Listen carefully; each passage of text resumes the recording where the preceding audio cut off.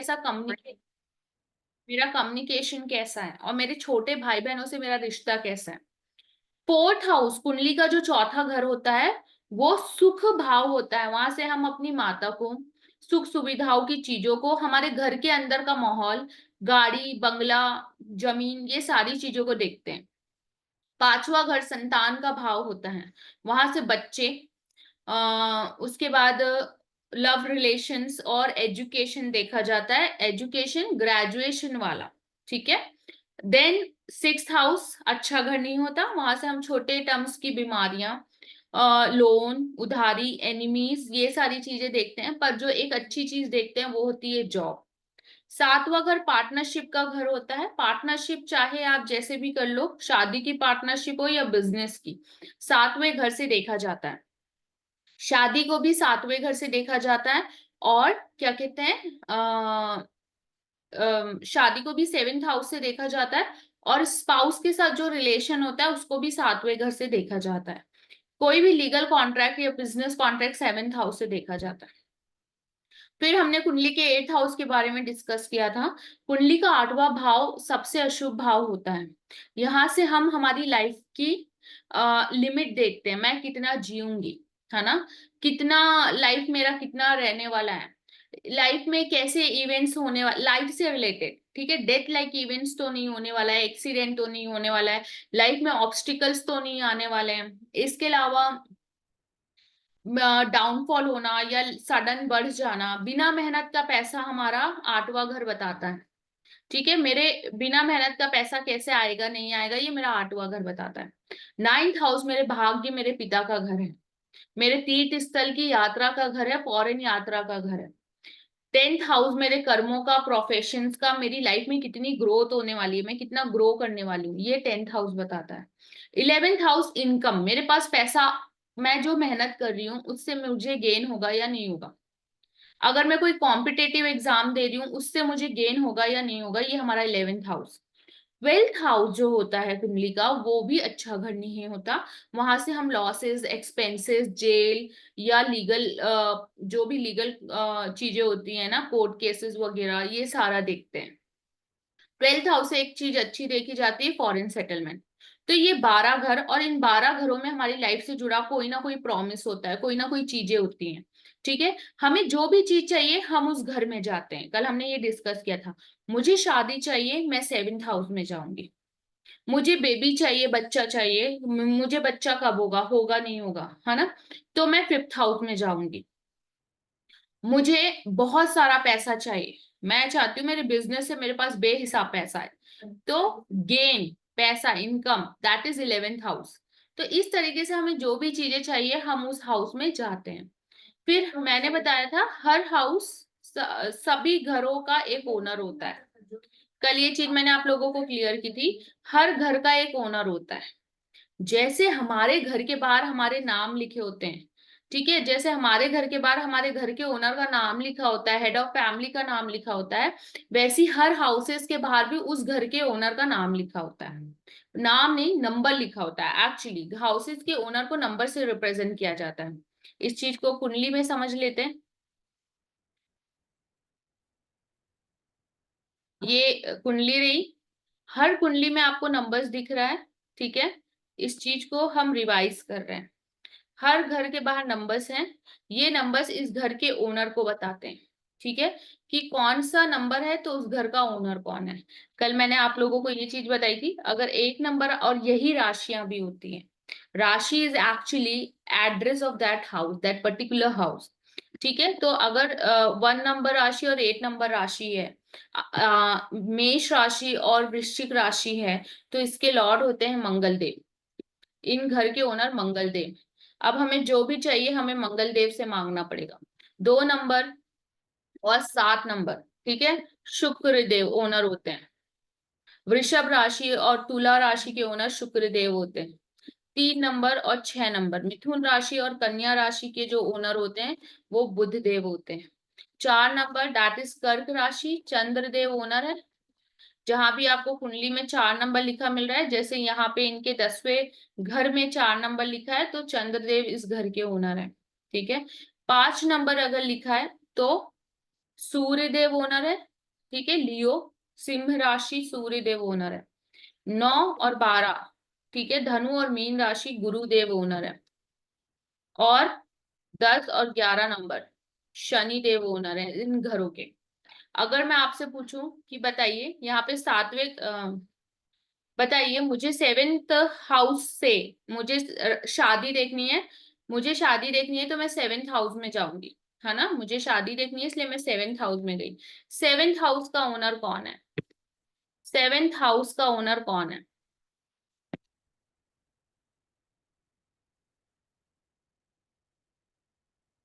Seventh house के बाहर कौन सा नंबर लिखा हुआ है? यस। एक नंबर किनका है? एक नंबर कौन से प्लैनेट का है? यस, साक्षी जी, सेवेंथ हाउस, मैं सातवां घर बोल रही हूँ, सातवीं राशि नहीं बोल रही हूँ, राशि और हाउस में डिफरेंस होता है। ठीक है, आपका घर आपकी सोसाइटी में चौथे नंबर का घर है, आपका घर का नंबर चौथा है, पर उसका ओनर आप खुद हो सकते हो, या आपके हस्बैंड हो सकते हैं, या आपके फादर इन लॉ हो सकते हैं। ठीक है, तो यहाँ पे नंबर कौन सा लिखा है ये देखिए, सेवेंथ हाउस में, ये सेवेंथ हाउस है, और सेवेंथ हाउस के बाहर नंबर कौन सा है? यस, अब आपने सही बोला, सेवेंथ हाउस के बाहर नंबर कौन सा है? भाविका जी, मैं सेवेंथ हाउस बोल रही हूँ, सेवेंथ हाउस के बाहर नंबर कौन सा लिखा है आप वो फोकस करिए, यहाँ पे नंबर कौन सा है, और वो एक नंबर है, दैट इज मेष राशि, और मेष राशि के ओनर होते हैं मंगल देव, शुक्रदेव नहीं, शुक्रदेव तुला राशि के ओनर होते हैं। ठीक है, तो मंगल देव इस घर के ओनर है। अब मुझे शादी चाहिए तो मंगल देव से लेनी पड़ेगी, या मेरी शादी कैसी चलेगी, अच्छी खराब, या शादी में सेपरेशन होना है नहीं होना है, ये मंगल देव के हाथ में है। ठीक है, तो मेरे कुंडली में मेरी शादी का प्रॉमिस मंगल देव के हाथ में है। हर किसी की कुंडली में सातवें घर का ओनर अलग अलग हो सकता है, बहुतों की कुंडली में सेम भी होते हैं। ठीक है, अब मुझे बताओ 10वें घर का मेरा प्रोफेशन कैसा होगा, मैं प्रोफेशन में कैसी होंगी, है ना। Profession career is 10th house, profession career is 10th house. 10th house का ओनर कौन है? 10th हाउस के बाहर कौन सा नंबर लिखा है? वेरी नाइस, 10th, हाँ, 10th हाउस के बाहर कौन सा नंबर लिखा है? यस, तो 4 नंबर के ओनर होते हैं चंद्रदेव, मून। ठीक है, 5 के होते हैं सूर्यदेव, 1 नंबर और 8 नंबर का ओनर होते हैं मंगल देव, मार्स। 2 और 7 के शुक्रदेव। अब देखो, यहाँ पे ओनर मंगल देव है, यहाँ पे ओनर चंद्रदेव है, मेरे प्रोफेशन के ओनर चंद्रदेव है, पर मेरे प्रोफेशन का जो भी डिसीजन है, मेरे करियर का, मेरी लाइफ में जो ग्रोथ का डिसीजन है, वो चंद्रदेव के हाथ में है, नो डाउट। चंद्रदेव के हाथ में मेरी लाइफ के करियर का ग्रोथ का डिसीजन है, पर इक्वली शनि देव के हाथ में भी है, क्योंकि शनि देव उस घर में मेंबर है। हम अपने घर का एग्जाम्पल लेते हैं, अगर मान लो हम अपने घर में हमारे घर में कोई चंदा मांगने वाला आया, ठीक है, अब कोई चंदा मांगने वाला आया मेरे फादर से, मैंने दरवाजा खोला, अब मेरे फादर को उसने बोला भाई सर चंदा दे दीजिए, दुर्गा जी का या गणेश जी का जो भी है, तो फादर चंदा दे रहे हैं पर मैं टोक रही हूँ, अरे 1000 रुपए क्यों दे रहे हो, 500 दो, 500 क्यों दे रहे हो, 200 दो, या फादर 1000 रुपए दे रहे हैं, मैं बोल रही हूँ 2000 दे दो। तो मेरा इक्वल इन्फ्लुएंस हो गया वहां पे, क्योंकि मैं उस वक्त उस घर में प्रेजेंट हूँ। ठीक है, तो जो प्लैनेट यहाँ प्रेजेंट है वो भी प्रॉमिस को कंट्रोल करेगा। मतलब यहाँ पे प्रॉमिस, प्रोफेशन और ग्रोथ का प्रॉमिस किनके हाथ में है? चंद्रदेव के हाथ में। और जो प्लैनेट वहां बैठा है, कौन सा प्लैनेट वहां बैठा है बताइए,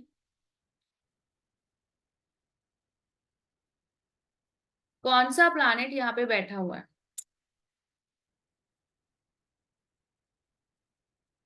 ये शनिदेव। ठीक है, शनिदेव। और एक प्लैनेट होता है कारक प्लैनेट। ये तीनों मिलके डिसाइड करेंगे कि मैं लाइफ में कैसा ग्रोथ पाने वाली हूँ, मेरा स्टेटस कैसा रहेगा, मैं कैसे प्रोफेशन में रहूंगी। ये 3 प्लैनेट्स मिलके मेरी लाइफ के प्रोफेशन को, स्टेटस को डिसाइड करेंगे कि अच्छा रहेगा या बुरा रहेगा। ठीक है, इनके हाथ में, मेरी लाइफ का ये प्रोमिसेस है। सेम और चेक करते हैं। मान लीजिए मुझे बच्चा चाहिए, ठीक है, मैं बेबी प्लान कर रही हूँ, एग्जाम्पल है, मैं बेबी प्लान कर रही हूँ, मुझे बच्चा चाहिए। कौन से हाउस में जाएंगे?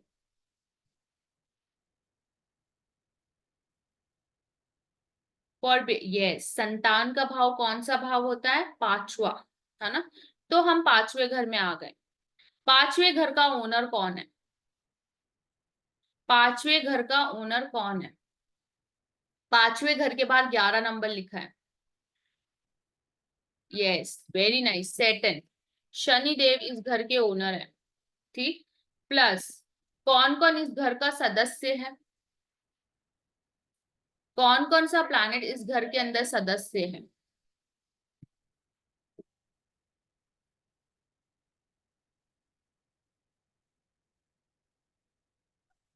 सूर्य देव, यस, सूर्य, मंगल और बुध देव।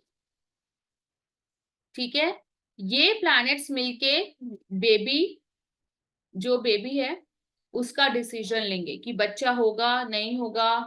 ठीक है, डिले होगा, जल्दी होगा, परफेक्ट स्मार्ट बेबी होगा, डल होगा, इमोशनल होगा, बच्चे का नेचर भी कैसा होगा आप इस घर से प्रेडिक्ट कर सकते हो।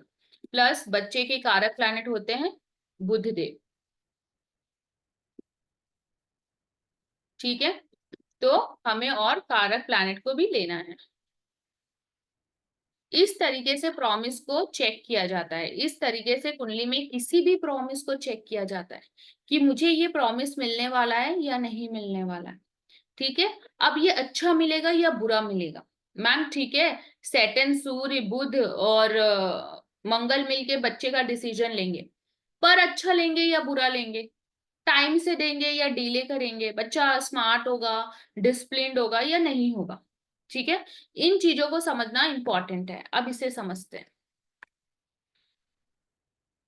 प्रॉमिस कैसे मैं चेक कर रही हूँ, सबको समझ में आया? प्रॉमिस कैसे चेक किया, ये क्लियर हुआ?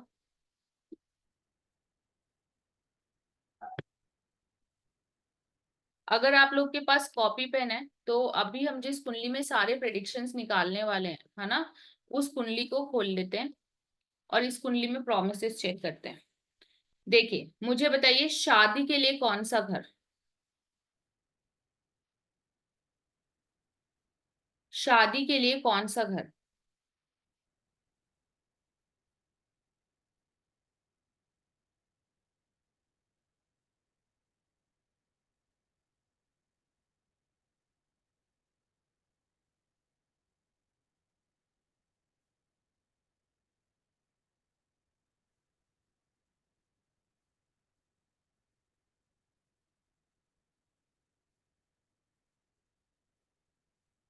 जी, शादी के लिए 7th हाउस।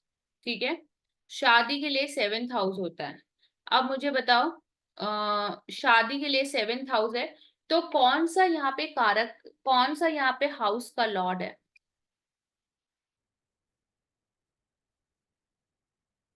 यस, यहाँ पे हाउस के लॉर्ड है शनिदेव।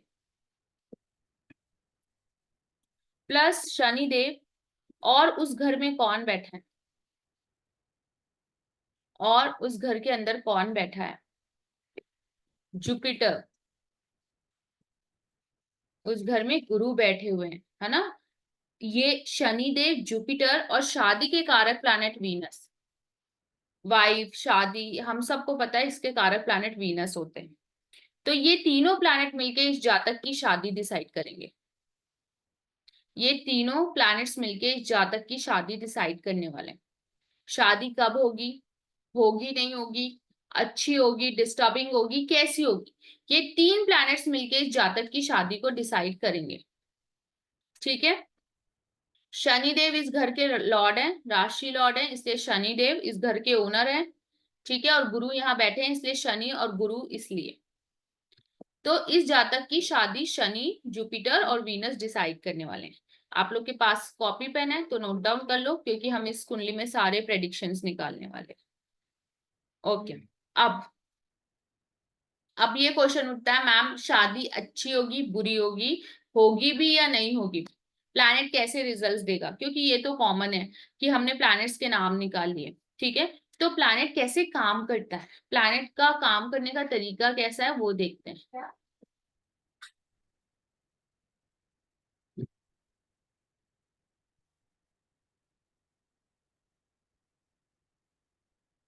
देखिए, प्लैनेट दो आधारों में काम करता है। एक तो मैंने कल समझाया था, एक छोटा बच्चा है ना।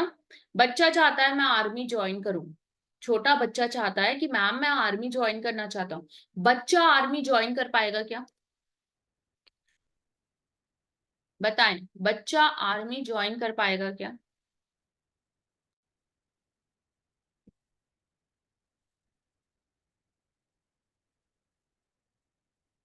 बच्चे का इंटेंशन कैसा है? बच्चा बच्चे का इंटेंशन कैसा है? यस, बच्चे का इंटेंशन अच्छा है, कुछ अच्छा करना चाहता है ना। और बच्चे का बल कैसा है? बच्चे की उम्र है क्या? इंटेंशन शुभ या अशुभ होता है, तो इंटेंशन बच्चे का शुभ है, ठीक है, बच्चे का इंटेंशन शुभ है।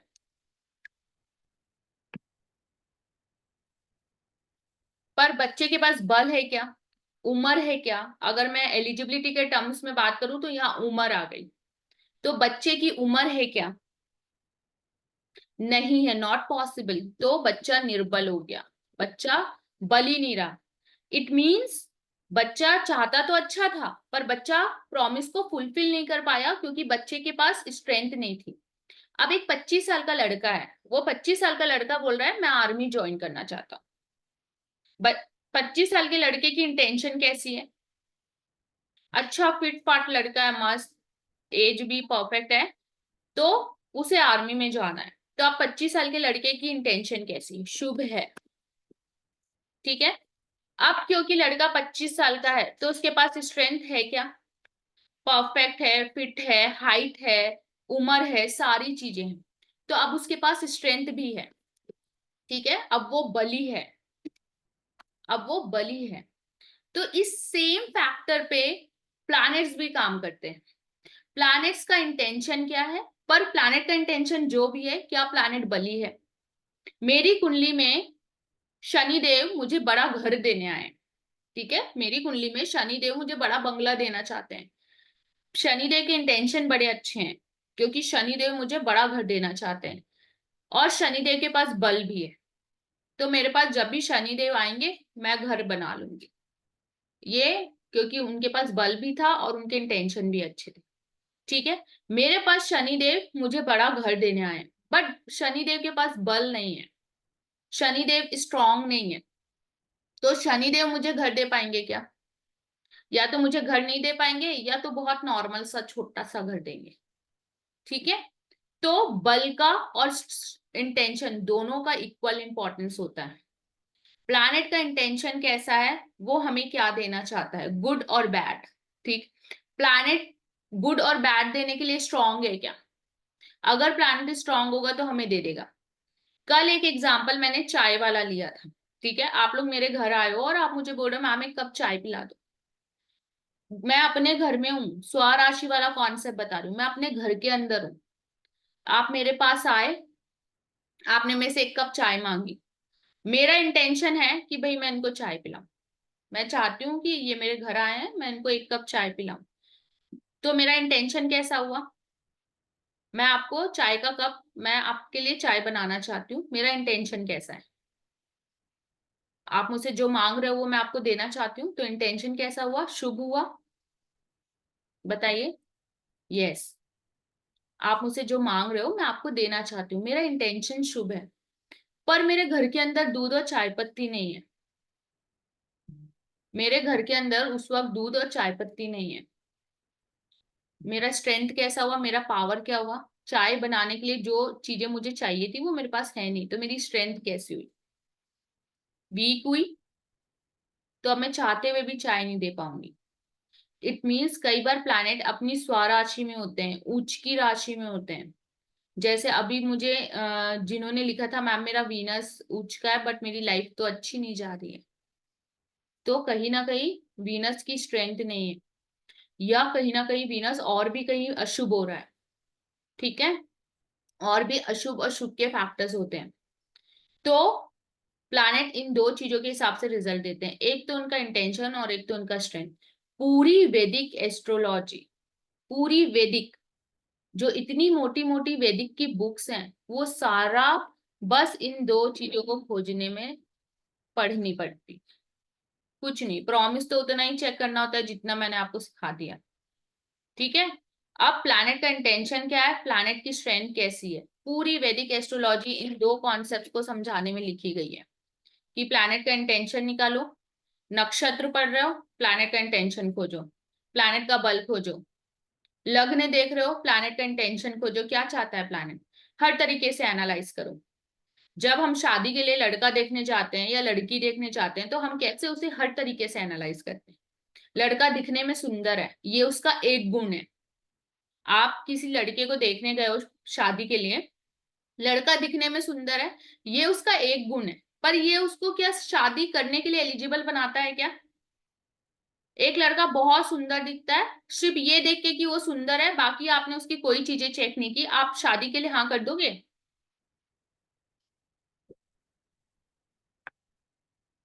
बताइए, नहीं। सिर्फ सुंदरता एलिजिबिलिटी नहीं बनाती, या सिर्फ सुंदरता उसे 100% वो चीज परफेक्ट है ये नहीं बताती। ठीक है, अब हमने लड़का देखा, लड़का दिखने में तो सुंदर है, फिर हम क्या चेक करेंगे, फाइनेंशियली कैसा है, काम धंधा करता है या नहीं करता है, मेरी बेटी को खुश रखेगा नहीं रखेगा।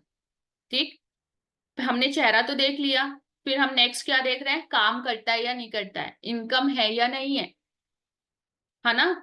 अगर इनकम अच्छी होगी तो फिर अच्छा है भाई, बंदा तो हर जगह से परफेक्ट है।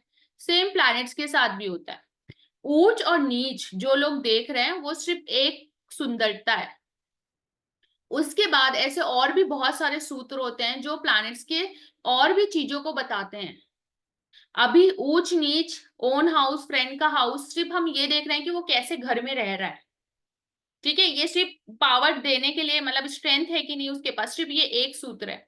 इसके अलावा स्ट्रेंथ चेक करने के लिए और भी बहुत सारे सूत्र होते हैं। जैसे आप लोगों ने, कई लोगों ने जो एस्ट्रोलॉजी में ऑलरेडी हैं, सडबल का नाम सुना होगा। कितने लोग हैं जिन्हें सडबल सुना हुआ है या जानते हैं?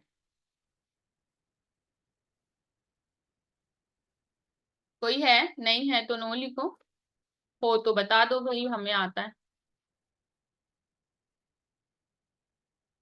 ठीक है, सडबल वो सिस्टम होता है जो ये बताता है कि प्लैनेट पे बल है या नहीं है, प्लैनेट स्ट्रांग है या वीक है। पर सडबल से भी बहुत स्ट्रांग सिस्टम हम पढ़ते हैं जब हम एडवांस में जाते हैं, जो प्लैनेट की स्ट्रेंथ को 110% बताता है। ठीक है, इसी प्रकार स्ट्रेंथ चेक करने के एक बहुत प्रॉपर सिस्टम्स होते हैं। सिर्फ डिग्री से स्ट्रेंथ नहीं निकाली जाती। जो कल मुझे किसी ने पूछा था मैम डिग्री बता दो फिर क्या काम की, डिग्री स्ट्रेंथ चेक करने के लिए यूज होती है, ये सिर्फ एक गुण है। ठीक है, डिग्री सिर्फ एक गुण है, पर और भी ऐसे सूत्र होते हैं जिससे हम प्लैनेट की प्रॉपर स्ट्रेंथ निकालते हैं। डिग्री उनमें से एक पॉइंट है, जैसे लड़का सुंदर है एक पॉइंट है, बाकी हमें लड़के में और भी तो चीजें देखनी है भाई, कमा रहा है नहीं कमा रहा है, फैमिली कैसी है, या घर कैसा है, ये सारी चीजें देखते हैं। सेम लड़की देखने जाओ तो भी सेम होता है, लड़की बड़ी सुंदर है, ये लड़की का एक गुण है। लड़की को खाना बनाना आता है नहीं आता है, लड़की चिड़चिड़ तो नहीं करती, लड़की को एडजस्टमेंट करना आता है या नहीं आता है, ये अदर फैक्टर्स हैं जो शादी के लिए इंपॉर्टेंट होते हैं। इसी प्रकार प्लैनेट को किसी भी प्रॉमिस को डिलीवर करने के लिए ऐसे बहुत सारे फैक्टर्स होते हैं जो इंपॉर्टेंट होते हैं। ठीक है, यहां तक क्लियर सभी को? प्लैनेट्स किसी भी रिजल्ट को दो चीजों के आधार पे देते हैं, प्लस शुभ है अशुभ है, या बली है या निर्बली है, ये दो पॉइंट। ठीक है, इतना सबको क्लियर? जल्दी बताएं, या यहाँ पे कोई डाउट है तो पूछिए।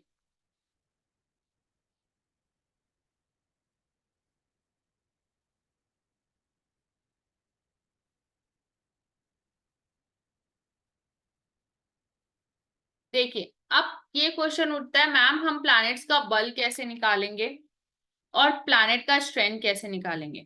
ठीक है, प्लैनेट्स का बल निकालने के लिए या प्लैनेट्स की स्ट्रेंथ निकालने के लिए बहुत सारे फैक्टर्स यूज होते हैं। क्या क्या है वो फैक्टर्स जो हमें आना चाहिए। सबसे पहले हमारी लग्न कुंडली। हमारी जो लग्न कुंडली होती है, मैं इन चीजों को आपको डिटेलिंग में बताती हूँ। ये मेरी लग्न कुंडली है, ठीक है। ये लग्न कुंडली है, ये उस जातक की लग्न कुंडली है। अभी जिसके में हम एक एक प्रेडिक्शंस निकालेंगे, मैं आपके सामने ये क्लियर करके रख दूंगी कि एस्ट्रोलॉजी बहुत स्ट्रॉन्ग सब्जेक्ट है, आपकी लाइफ का मिरर है, ऐसे चिट्ठियां मतलब पेपर्स खोलता है।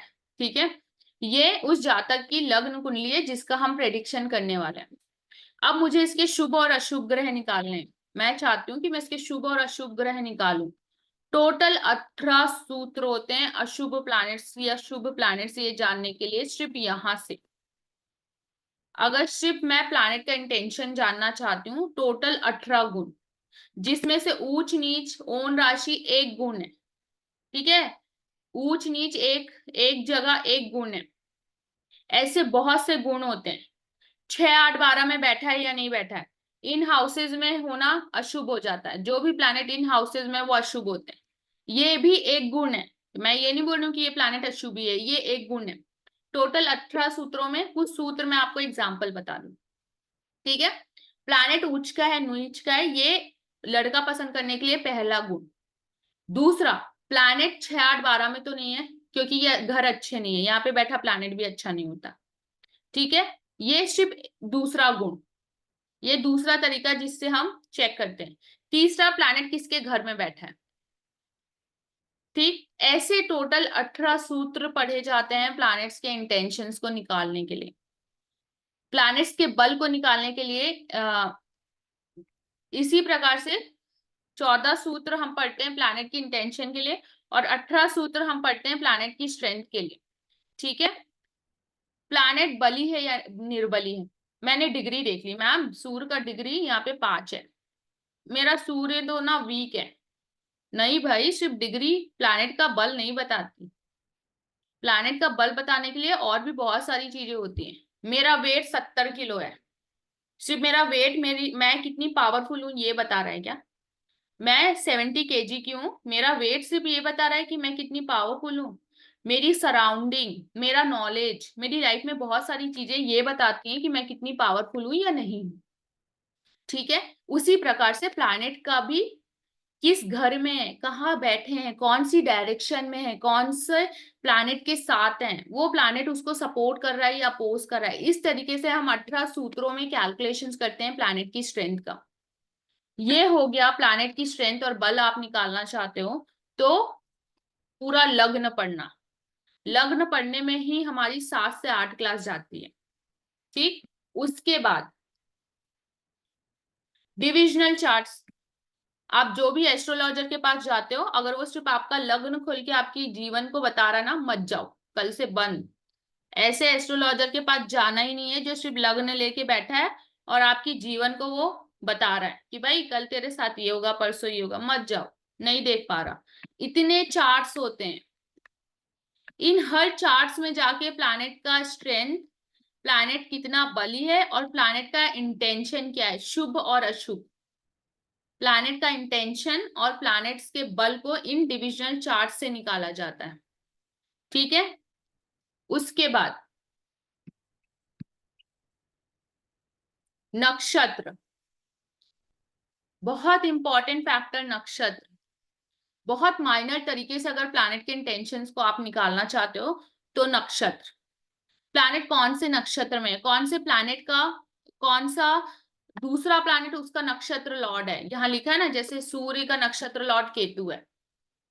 ठीक है, तो इस तरीके से दूसरे प्लैनेट का नक्षत्र लॉर्ड कौन सा प्लैनेट है, प्लैनेट खुद कौन से नक्षत्र में है। प्लैनेट का बल और इंटेंशन इन फैक्टर से कैलकुलेट किया जाता है।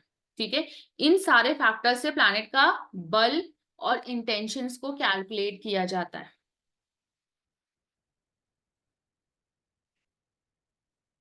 देखिए यहाँ पे दिया हुआ है, हम लग्न और डिविजनल चार्ट से देखते हैं। ठीक, उसके बाद नक्षत्र से, नक्षत्र से मैंने बताया 27 नक्षत्र होते हैं, सारे नक्षत्रों की डिटेलिंग हमें प्लैनेट की एग्जैक्ट इंटेंशन निकालने के लिए आनी चाहिए। नमांशा, लग्न के बाद जो इंपॉर्टेंट चार्ट है नमांशा, उसमें भी हम प्लैनेट्स को चेक करते हैं, सिर्फ लग्न में चेक नहीं करते हैं। और दोष और राजयोग, मेरे पास एक कुंडली आई, मैं आपको बताती हूँ। मेरे पास एक कुंडली आई, मे बी अभी वो जिनकी कुंडली है वो क्लास में है भी, क्योंकि मुझे उनके मैसेज आ रहे थे, हाँ वो क्लास में है भी। मेरे पास एक कुंडली आई, उस कुंडली में, अब वो क्लास में है तो मैं क्लियर कट बता देती हूँ, नाम नहीं लूंगी, ठीक है, नाम तो आ ही जाएगा। चलिए, मेरे पास ये कुंडली आई, इस कुंडली को हमने एनालाइज किया। इस कुंडली का पांचवा घर बहुत खूबसूरत है, बहुत सुंदर पांचवा घर, राजयोग बना रहा है। यहाँ पे बैठे चंद्र, वीनस, सूर्य, तीन है यहाँ पे। राशि लॉर्ड देखिए आप, राशि लॉर्ड सूर्य है, मून बैठे हैं और वीनस बैठे हैं। इनका पांचवा घर बहुत सुंदर राजयोग बना रहा है।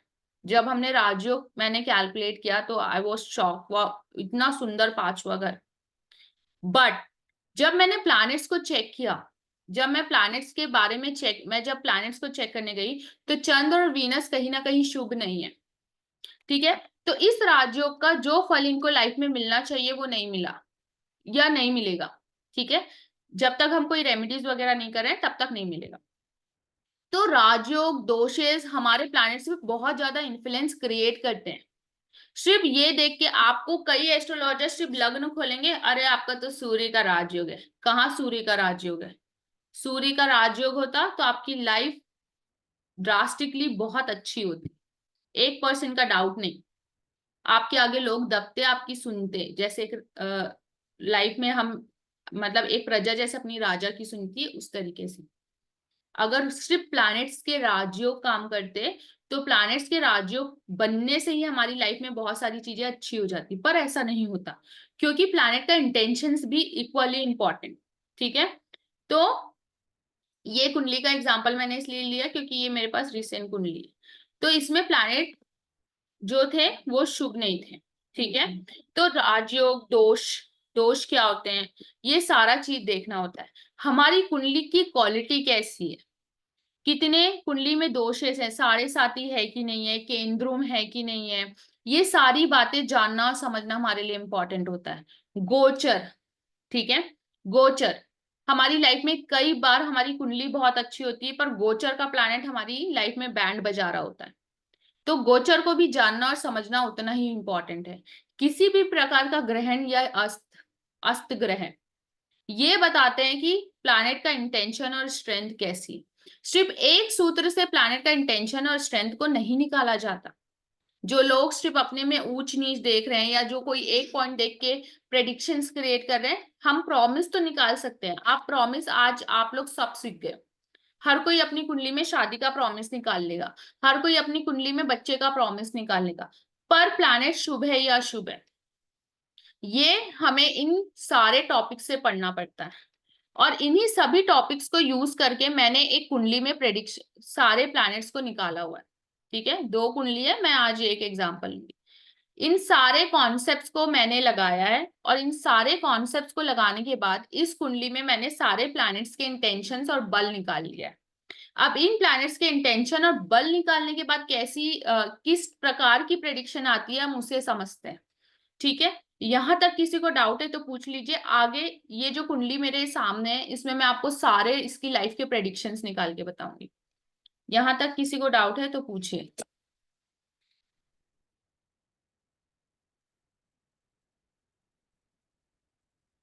अगर डाउट नहीं है तो टाइप नो, तो ताकि हम आगे बढ़े।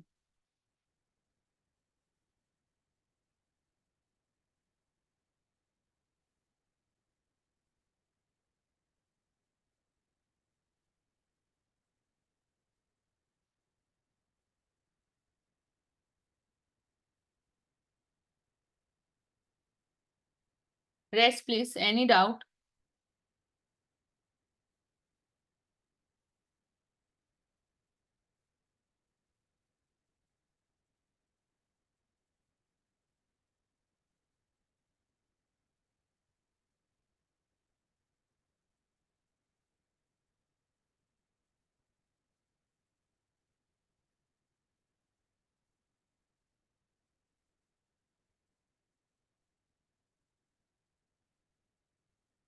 ठीक है।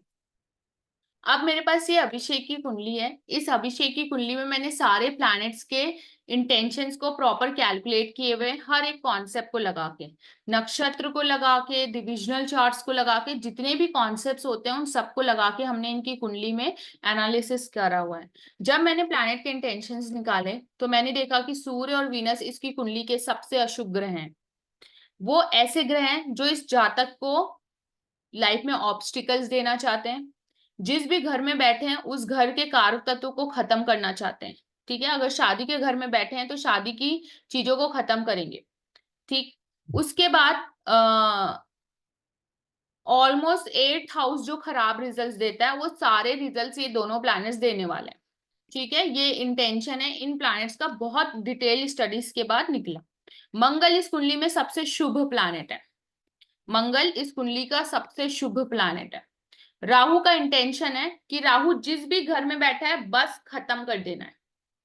राहु अगर डिवोर्स वाले घर में बैठा है तो राहु जिस दिन एक्टिव हो गया डिवोर्स करवा देगा। ठीक है। केतु, गुरु और मून न्यूट्रल प्लैनेट्स हैं, चल रहा वाला केस है। ठीक, और सैटर्न और बुध बहुत अशुभ तो नहीं है पर एक लेवल पे अशुभ है। अब इनकी कुंडली में हम इन प्लैनेट्स के इंटेंशंस को जान गए। अब हम इन पे प्रेडिक्शंस करते हैं, और हर एक प्लैनेट इसका बली है। हर प्लैनेट इस कुंडली में पावर है, स्ट्रेंथ है। मतलब सन और वीनस खराब इंटेंशन के साथ है, 100% खराब रिजल्ट देंगे बिना डाउट के। 1% का डाउट नहीं, ये प्लैनेट खराब रिजल्ट दे देंगे। ठीक है, अब वो कैसे देंगे उसे समझते हैं। अब ये प्लैनेट इस कुंडली में कैसे रिजल्ट दे रहे हैं वो सारी बातें समझते हैं। ठीक, सबसे अशुभ प्लैनेट कौन सा? सबसे अशुभ प्लैनेट हमने बोला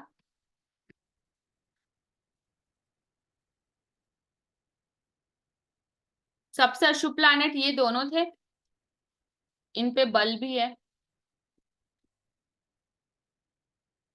इन प्लैनेट्स पे बल भी है, 100% स्ट्रॉन्ग प्लैनेट्स हैं। ठीक है, अब ये खराब रिजल्ट्स कहाँ के देंगे? वीनस और सन बोला था मैंने, मून नहीं, है ना। वीनस और सन इस कुंडली का सबसे अशुभ प्लैनेट है। अब हम वीनस के प्रेडिक्शंस करते हैं। वीनस के प्रेडिक्शंस, क्योंकि वीनस अभी इनका रनिंग में, ठीक है, वीनस की दशा चल रही है अभी। वीनस इनकी कुंडली में अभी राजा बन के बैठा है। तो वीनस कहाँ कहाँ के रिजल्ट्स देगा वो देखते हैं। सबसे पहले वीनस जहां बैठा है, 5वें घर में वीनस बैठे हैं। ये कुंडली अभिषेक की नहीं है, एक सेकेंड।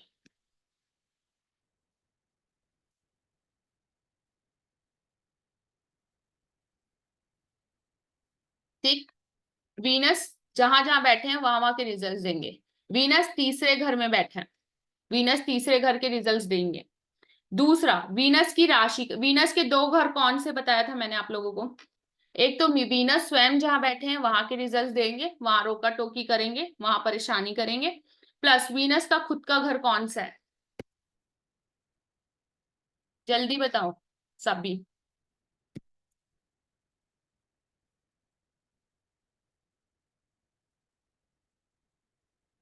वीनस की खुद की राशियां या खुद का घर कौन सा है?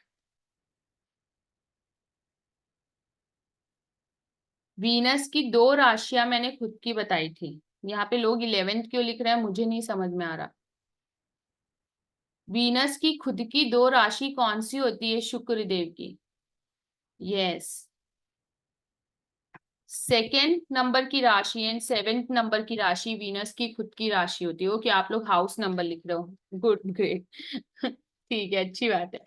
तो वीनस 2 नंबर जहां पे है वो वीनस का है, और 7 नंबर जहां पे है वो वीनस का है। ठीक है, प्लस वीनस शादी का कारक ग्रह होता है, तो 7वें घर के भी रिजल्ट देगा, पर अभी नहीं लेते, अभी सिर्फ इतना लेते हैं। वीनस वीनस जो है वो तीसरे घर में बैठा है। उनकी राशि, उनकी जो राशि है वो चौथे घर में और 11वें घर में। ठीक है, और न, अगर हम नमांशा देखें तो नमांशा से वीनस 10वें घर को भी एक्टिव कर रहा है। अब वीनस इनकी लाइफ में क्या रिजल्ट्स देगा? वीनस एक्टिव हो गया, वीनस आज एक्टिव है, सीधा सीधा वर्क लॉस। बताइए आप लोग, तीसरे घर से क्या क्या देखा था हमने? हार्ड वर्क, करेज,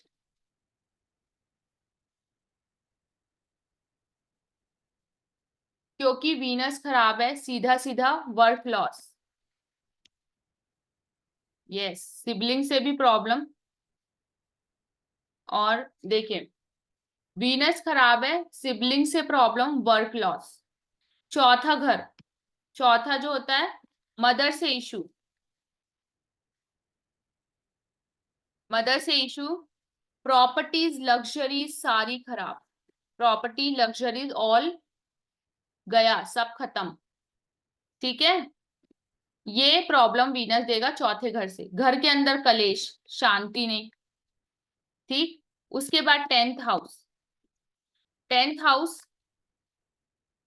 प्रोफेशन खराब, वर्क लॉस, वर्क प्लेस का लॉस। ठीक है, लॉस। 11वें घर से इनकम बंद, इनकम खत्म। ठीक है, इनकम खत्म। इस जातक का जब वीनस आएगा, इस जातक की कुंडली में जब भी वीनस आएंगे, वीनस इसके को बहुत मेहनत करवाएंगे, बहुत हार्डवर्क करवाएंगे, इसकी प्रॉपर्टीज को विवाद में डालेंगे, घर के अंदर का माहौल खराब कर देंगे। घर के अंदर जो भी माहौल होगा वो खराब हो जाएगा। प्रोफेशन पूरी तरीके से खराब होगा। इसकी जो हरकतें होंगी, एक्टिविटीज, कर्मा, वो अच्छे नहीं होंगे। और इसकी लाइफ में गेन नहीं होगा, गेन बंद, इनकम का सोर्स बंद, खत्म। वीनस ये बातें बोल रहे हैं, ये वीनस का इंटेंशन है। वीनस इन घरों में बैठे हैं, वीनस का क्लियर कट इंटेंशन है कि मुझे इसका काम बंद करवाना है, मुझे इससे बहुत मेहनत करवानी है, मुझे इसके घर के अंदर कलेश मचाना है, मुझे इसकी कमाई, इनकम खत्म करनी है। वीनस ने ये बस इतना देख के मैंने इस बंदे का प्रेडिक्शन दे दिया। ठीक है, कि इसे ये प्रॉब्लम होगी, इनकम नहीं होगी, इनकम का सोर्स बंद हो जाएगा, वर्क लॉस, काम धंधा बंद, घर में कलेश, प्रॉपर्टी में विवाद। तीसरा घर सिबलिंग्स, सिबलिंग्स के थ्रू प्रॉपर्टी में विवाद। ठीक है, इसके अलावा बहुत ज्यादा हार्डवर्क करना पड़ेगा। तीसरा घर रीलोकेशन का भी होता है, ये रीलोकेट भी करेगा। तीसरा घर रीलोकेशन का भी होता है, ये अपनी जगह से तीसरे घर से रीलोकेट भी करेगा। ठीक है, अब इस बंदे की स्टोरी बता देती हूँ मैं। ये जिनकी कुंडली है उनकी स्टोरी सुन लो। अभी इनकी एज 26 साल है। ठीक है, अभी 26 साल के हैं। 3 साल पहले वीनस देख लो इनकी कुंडली में कब से आया है। वीनस 2011 से आया है, 2031 तक रहने वाला है। ठीक है, वीनस आने के बाद इन्होंने अपने फादर को खोया। ऑलमोस्ट 3-4 साल पहले की स्टोरी बता रही। इन्होंने अपने फादर को खोया। फादर का बहुत बड़ा काम था, मतलब बहुत रेपुटेशन, बहुत बड़ा काम था। ठीक है, बड़ा घर, 4-5 घर थे, बड़ी गाड़ियां थी, सब था। सारा इस बंदे को ट्रांसफर हुआ। फादर के बाद इसे आया। इसके पास आते ही काम 6 महीने में बंद। इसके पास फादर से काम आया, जो काम 25 साल 30 साल से चल रहा था, वेल रेपुटेटेड वर्क था, वो काम इस बंदे के पास आते ही बंद। वर्क का लॉस हो गया। प्रॉपर्टी जितनी भी फादर की थी, फैमिली में डिस्प्यूट के कारण फैमिली सारी प्रॉपर्टी आज कोर्ट केस में है। किसी भी प्रॉपर्टी का सुख नहीं है। इवन जिस घर के अंदर ये बंदा रहता था, उस घर को तक इसने इसे छोड़ना पड़ा। जिस घर के अंदर ये रहता था उस घर को भी छोड़ना पड़ा। और इसकी मदर स्टेप मदर थी, स्टेप मदर के कारण इनको अपने फादर का बनाया हुआ घर छोड़ना पड़ा। चांदी का काम था, चांदी का काम वीनस, चांदीज वीनस, वो भी इसे फायदा नहीं करना था। ये चांदी का काम इसने टेक ओवर किया। चांदी का काम, इसका प्रोफेशन पूरी तरीके से खत्म। स्टेटस मार्केट में बहुत बुरी तरीके से खराब, क्योंकि आप 25-30 साल से जिस काम को बेस्ट मोड में कर रहे थे, 6 महीने में वो काम यहाँ पे खत्म हो गया। और जब काम खत्म हुआ तो सोर्स ऑफ इनकम जीरो, जो सोर्स ऑफ इनकम थी वो जीरो हो गई। तो वीनस ने आते ही ये सारे रिजल्ट्स इनकी कुंडली में दिए, जो वीनस बता रहा है कि मैं देना चाहता हूं। ठीक है, जो वीनस ने डिफाइन किया कि हाँ मुझे ये देना था, और वीनस ने वो दे दिया। शॉर्ट डिस्टेंस ट्रैवल तीसरा घर होता है, रीलोकेट हो गए। ये बंदा जिस जगह का था, आज ये उस शहर को छोड़ के दूसरी शहर में बस चुका है।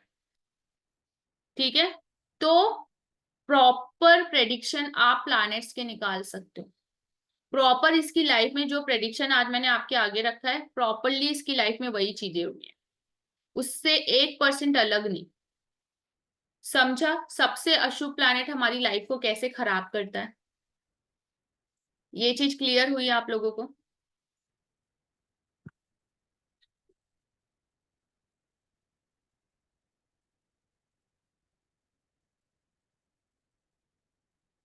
और दूसरा अशुभ प्लैनेट सन, उसकी भी बात कर लेते हैं भाई। दूसरा सबसे अशुभ प्लैनेट सन है। सन कहाँ बैठा है? दूसरे घर में। सन की राशि क्या है? दूसरे घर में। सन है दूसरे घर में, सन की राशि है दूसरे घर में, है ना? तो सन को पूरा वेल्थ तो लेके जाना ही था। फादर से मिला पूरा वेल्थ, सन इज फादर, ठीक है। और बिकॉज सन का इंटेंशन अच्छा नहीं है, फादर से मिला पूरा वेल्थ लॉस पे। 1 रुपया आज इस बंदे के पास नहीं है, 1 रुपए। सीधा सीधा कुंडली बताती है, जितना भी फादर से मिला, क्योंकि सूर्य अशुभ थे, फादर से जितनी भी वेल्थ आई सारी लॉस पे गई, क्योंकि सूर्य बैठे ही वेल्थ के हाउस में। मेरा धन सेविंग जो मुझे मिल रहा है या जो मेरे पास है, सारा खत्म। आज फादर का दिया 1 रुपए भी इस बंदे के पास नहीं है। ही इज इन जीरो, और फिर अब ये रीस्टार्ट कर रहे हैं। क्लियर हुआ?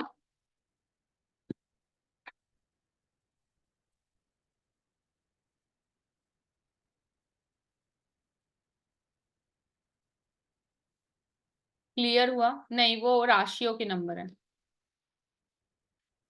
सेकेंड पॉइंट क्लियर हुआ? आप लोगों ने किसी ने नहीं सोचा होगा कि यार एस्ट्रोलॉजी इतना ड्रास्टिक प्रेडिक्शन देती है क्या। अभी मैं और इससे और भी इससे पावरफुल चीजें बताने वाली हूँ। आप लोगों ने किसी को भी ये अंदाजा था कि एस्ट्रोलॉजी इस लेवल पे प्रेडिक्शंस देती है?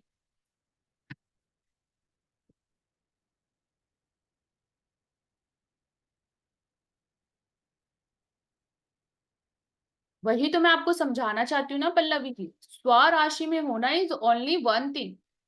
इतना देर मैंने वही तो समझाया, हम लड़का पसंद करने जा रहे हैं, लड़का सुंदर है, ये सिर्फ एक गुण है।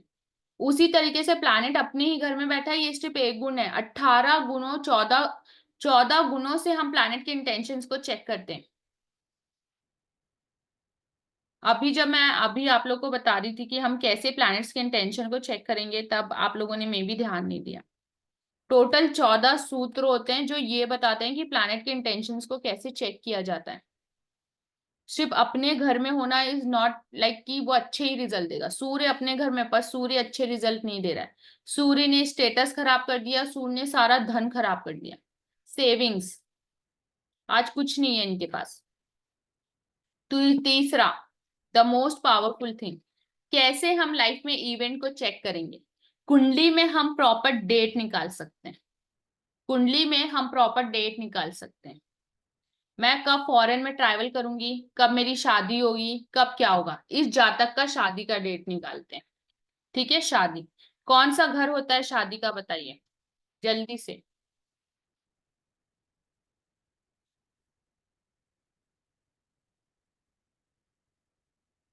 यस, शादी का घर होता है 7th हाउस।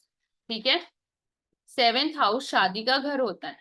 अब भी हमने चेक किया था कि इसका 7th हाउस का जो रिजल्ट है वो शनि देव दे रहे हैं, गुरु दे रहे हैं, और वीनस दे रहे हैं। ठीक है, अभी हमने ये कुंडली खोली थी तो इस चीज को चेक किया था। घर में मंगल कार्य का, किसी भी फंक्शन का घर होता है, फंक्शन का घर होता है 8th हाउस। हमारे घर में कोई भी मंगल कार्य होगा नहीं होगा, ये चेक करने का जो हाउस होता है वो होता है 8th हाउस। तो इसके 8th हाउस में बताओ कौन सी राशि है? 8th हाउस में बताइए कौन सी राशि है?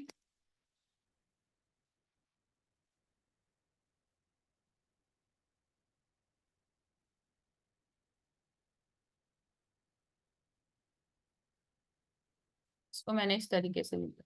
इसके 8th हाउस में बताइए, ये शनि देव की राशि है। शनि देव इसके 8th हाउस के स्वामी है, प्लस वहां पे प्लैनेट कौन बैठा है? कौन सा प्लैनेट 8वें घर में बैठा है? केतु। अब ये दो प्लैनेट्स मिलके इसको रिजल्ट्स देने वाले हैं शादी का। अब हम शादी की डेट निकालेंगे, ठीक है।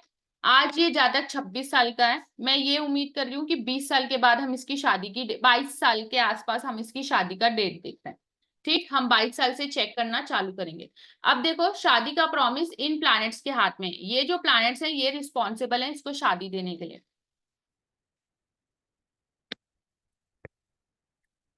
अब मुझे इनका 4-5 साल पीछे जाना है।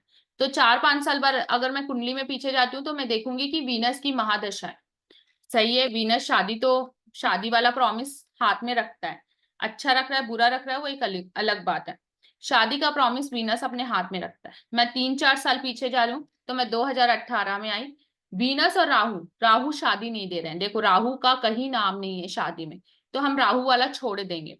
वीनस और गुरु, गुरु का नाम है शादी देने में, उस घर में बैठे हैं तो गुरु शादी देंगे, गुरु के अंदर आ जाते हैं।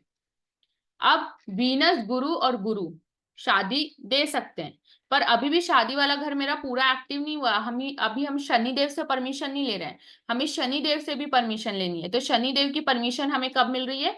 वीनस गुरु और शनि 2022 से 2022 में। तो हम वीनस शनि और शनि में आएंगे। तो जैसे ही मैंने शनि देव से भी परमिशन ली, शादी वाला घर 100% एक्टिव, 100% इसी 2022 में ही शादी हुई है।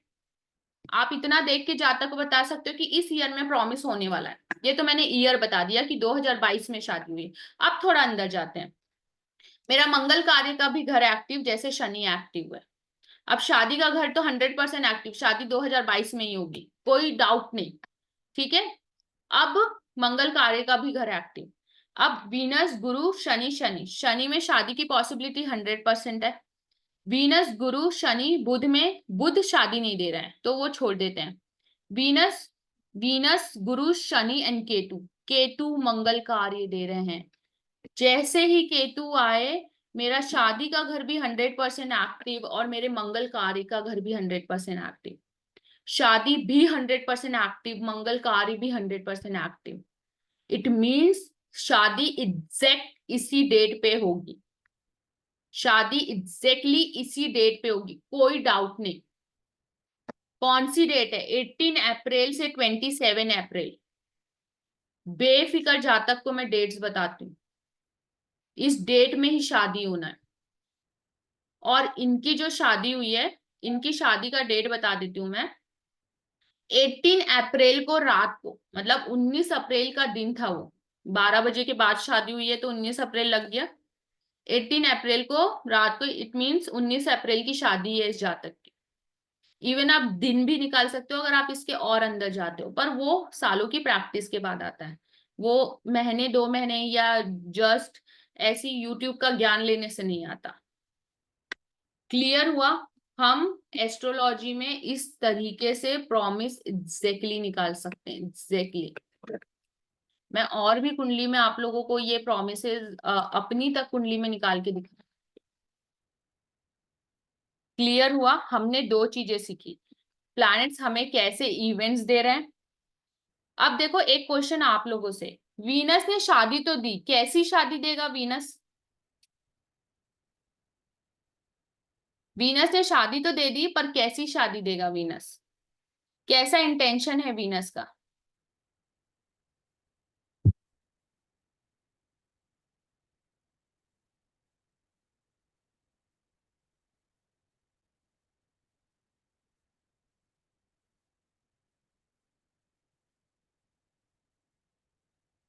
बताइए,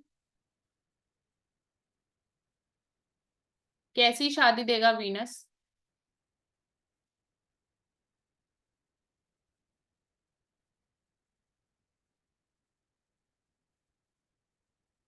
वीनस खराब शादी देगा। वीनस ने तो कराई शादी, पर वीनस 10 दिन भी शादी को सुकून से नहीं चलने दिया। 1 घंटे के, 1 साल के अंदर वाइफ छोड़ के गई। 1 साल के अंदर, 1 साल भी नहीं हुआ था। ठीक है, वीनस ने तो शादी करवा दी क्योंकि गुरु ठीक ठाक है इनकी कुंडली में।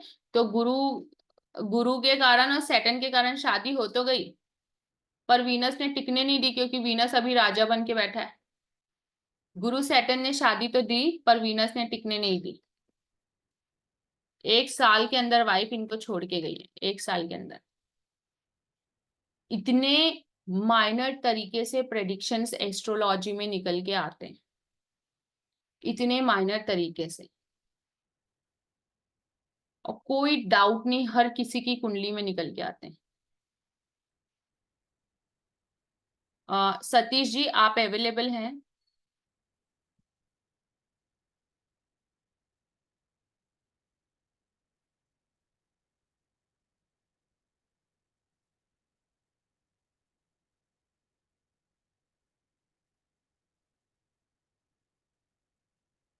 क्लियर हुआ? तो astrology is a exact mirror हमारी लाइफ का। कब क्या होगा, फ्यूचर में कौन से इवेंट्स होने वाले हैं, फ्यूचर में या पास्ट में कौन से इवेंट्स हो गए, ठीक है, आप कुंडली देख के एग्जैक्टली बता पाते हो। फ्यूचर में मेरे कौन से इवेंट्स होने वाले हैं, क्या चीजें होने वाली है, हम देख सकते हैं। पास्ट में जो इवेंट्स गए हम उसे भी देख सकते हैं। एस्ट्रोलॉजी इस लेवल पे प्रेडिक्शंस देती है। और जो एस्ट्रोलॉजर सिर्फ आपको लग्न खोल के आपकी स्टोरी सुना रहे हैं ना, कल से, आज से जाना बंद करो उनके पास, नहीं बता रहे सही। और अगर आप खुद भी इस चक्कर में हो कि भैया मैं इस लग्न से ही अपना जीवन पढ़ लूं, नहीं पढ़ पाओगे, आप अपना टाइम खराब कर रहे हो। बेटर आप फिर कोई ऐसा ऑप्शन लो जिसमें शॉर्टकट्स हो। एस्ट्रोलॉजी में शॉर्टकट्स नहीं होते सही तरीकों में, ठीक है।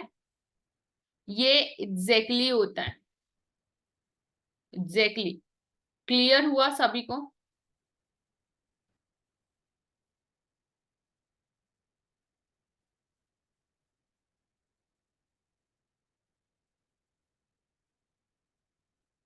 एस्ट्रोलॉजी इतना पावरफुल सब्जेक्ट है कि आप लाइफ बदल सकते हो सामने वाले की, आप खुद की लाइफ बदल सकते हो। मैंने अपनी लाइफ में बहुत चेंजेस देखे, बहुत ड्रास्टिक चेंजेस मैंने अपनी लाइफ में देखा है। जब हम सही टाइम पे एस्ट्रोलॉजी को सीखते हैं और हम अपनी लाइफ में अप्लाई करते हैं, कई चीजें हम हमारी लाइफ के होने वाले इवेंट्स को सॉल्व कर लेते हैं। कई चीजों को हम सॉल्व कर सकते हैं। एस्ट्रोलॉजी सिर्फ हमें हमारी लाइफ के प्रॉब्लम्स नहीं बताता, पर उन प्रॉब्लम्स को कैसे सॉल्व करना है ये तक बताता है। रेमेडीज बहुत पावरफुल होती हैं अगर हमें सही तरीके से करनी आती हो तो। अगर रेमेडीज हमें सही तरीके से करनी आती है और हमें सही रेमेडीज पता है, तो रेमेडी बहुत पावरफुल होती है। ये जिनकी कुंडली मैं आपको दिखा रही हूँ, इनकी कुंडली जब मैंने प्रेडिक्ट की तो मैंने इनको वीनस की रेमेडीज करवाई। आज इनकी लाइफ, हालांकि बहुत चीजें खो चुके हैं ये, जब मेरे पास कुंडली आई उसके पहले ही बहुत सारी चीजें इनकी लॉस पे हो चुकी थी, पर कुंडली आने के बाद जब हमने रेमेडीज की, आज ये बहुत बेहतर पोजीशन में है, बल्कि वीनस 2031 तक रहने वाला है। अगर ये चीजों को नहीं समझते या नहीं करते तो 2031 तक में भी इनकी लाइफ स्ट्रगलिंग होती। ये पूरी पॉसिबिलिटीज है, क्योंकि प्लैनेट जिस इंटेंशन से आया है, प्लैनेट वो इंटेंशंस डिलीवर करता ही है, ये प्लैनेट पे है ही। ठीक है, और कोई डाउट? किसी को डाउट इससे रिलेटेड?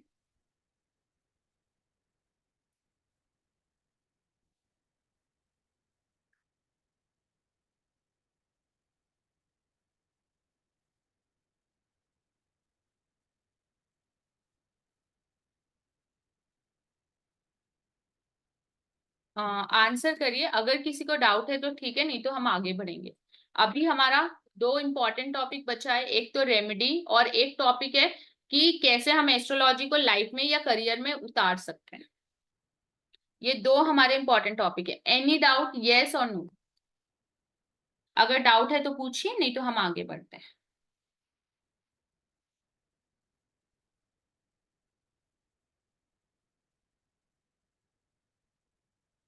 ओके, अब मैं आपसे पूछना चाहती हूँ ना, नहीं, अब मैं आप लोगों से कुछ क्वेश्चंस करूंगी। आप लोगों में से कौन है जो एग्जैक्टली एस्ट्रोलॉजी, जो कि बहुत पावरफुल टूल है, उसे अपनी लाइफ में लाना चाहते हैं?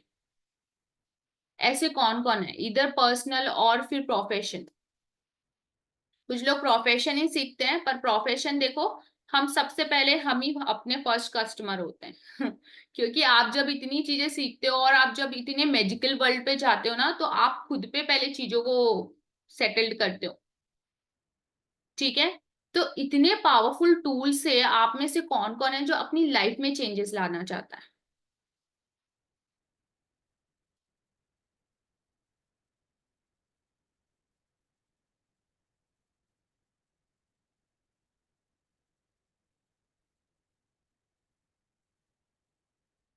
बस इतने ही लोग? बाकी बाकियों को चेंजेस नहीं चाहिए लाइफ में?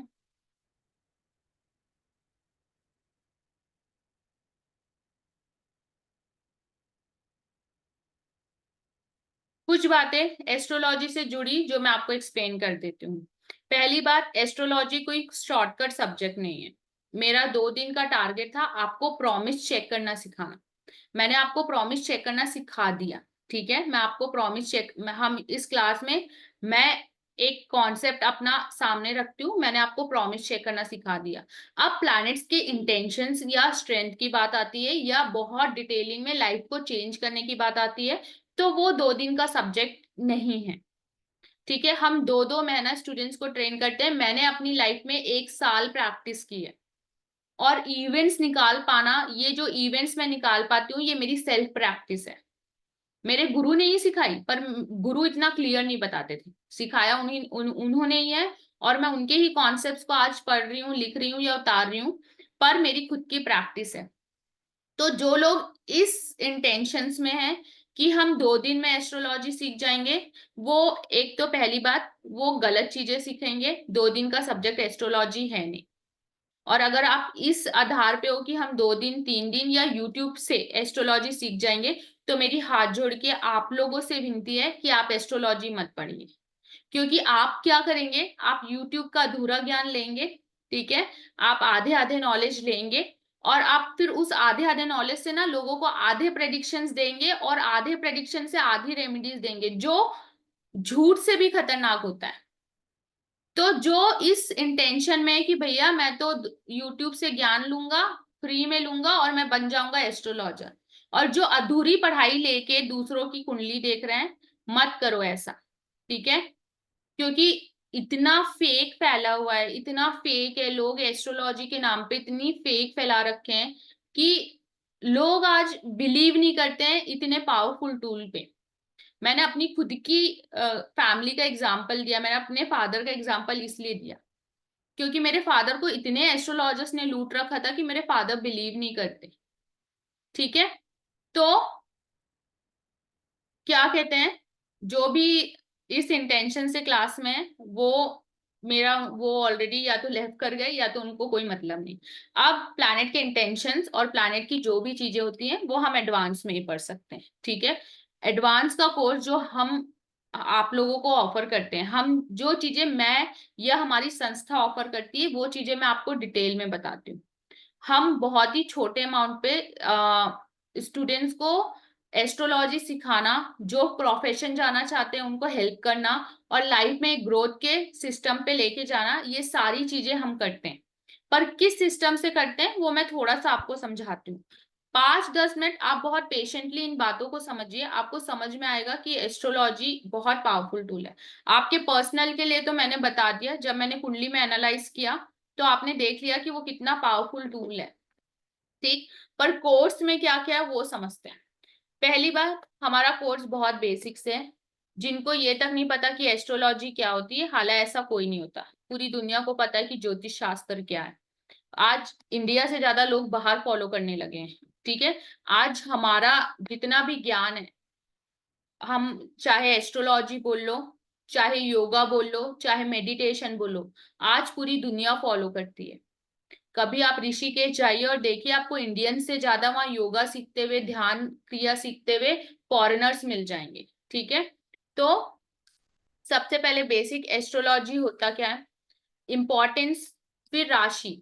12 राशि अपने आप में उस हाउस के अंदर मिरर है। जब किसी के घर के बाहर आप किसी का नाम पढ़ते हो, है ना, अगर मान लो आप मोदी जी के घर के बाहर खड़े हो और आप मोदी जी का नाम पढ़ रहे हो, तो आप उस घर के अंदर की पावर को एनालाइज भी कर रहे हो। यार ये तो मोदी जी का घर है, यहाँ तो ये सुविधाएं होंगी, यहाँ तो ये चीजें होंगी। तो हमारे घर के नाम हमारे बारे में बहुत सारी चीजें बताते हैं। उसी प्रकार से राशियां हमारे बारे में बहुत सारी चीजें बताती हैं। राशि क्या एड्रेस ही, पर ये एड्रेस बहुत बड़ी स्टोरी को खोलती है, ठीक है, जो हमें जानना और समझना इंपॉर्टेंट होता है। उसके बाद 12 राशियों को डिटेल में समझना, प्लैनेट्स को डिटेल में समझना, और प्लैनेट्स के कारक तत्व। अभी मैं एक वर्ड यूज कर रही थी, कारक ग्रह। हर एक प्रॉमिस का कारक ग्रह अलग अलग होता है। शादी किसी और के हाथ में है, व्यापार किसी और के हाथ में है, बच्चे किसी और के हाथ में है। हर चीज का कारक प्लैनेट अलग अलग है। 9 प्लैनेट्स को डिटेल में समझना, 9 प्लैनेट्स का रोल समझना।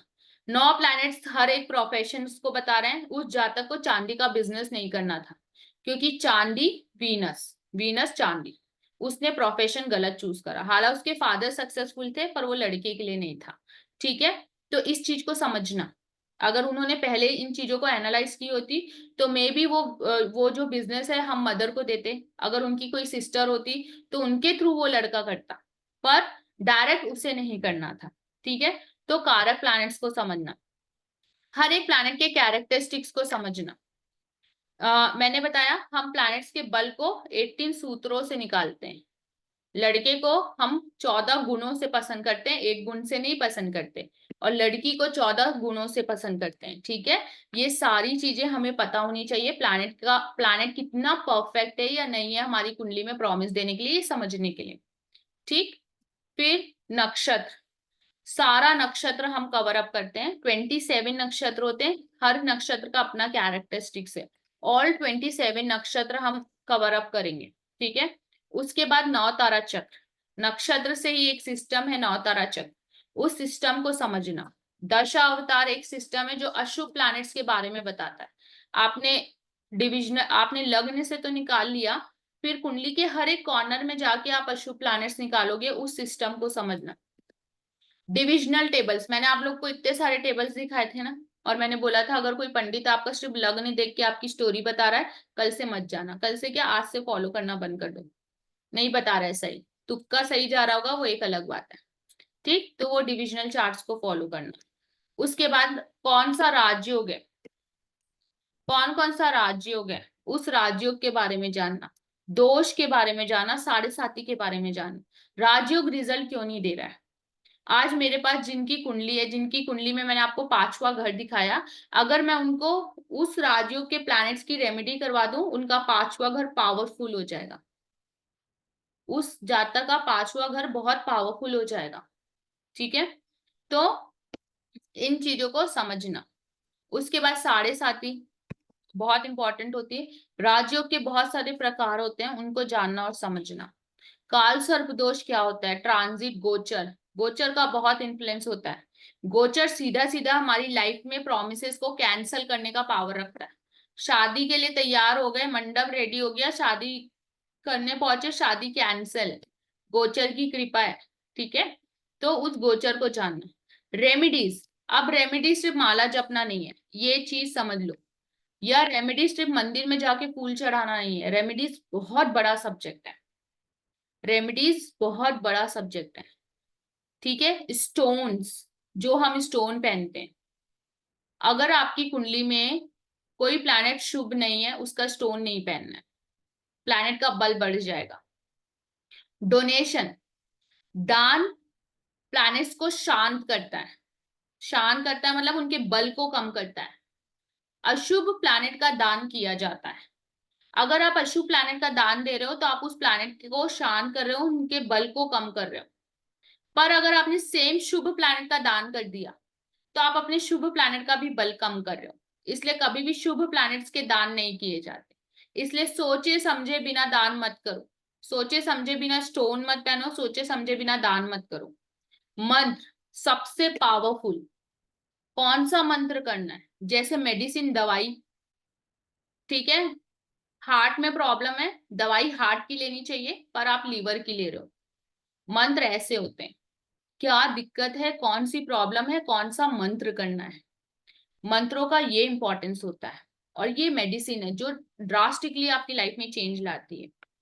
साढ़े साथी, काल सर्प, केंद्रुम, पितृदोष, सारे दोषों की रेमेडीज, ठीक है। सारे 9 प्लैनेट्स के बारे में समझना और उनकी रेमेडीज।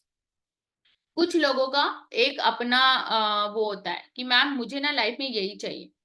अब मेरे पास एक कुंडली परसों आई प्रेडिक्शन में, उसका सीधा सीधा था मैम मुझे ना, उसकी मैरिड लाइफ में भी इश्यूज था और पैसे में भी प्रॉब्लम था, पर उसका फोकस पैसा ही था।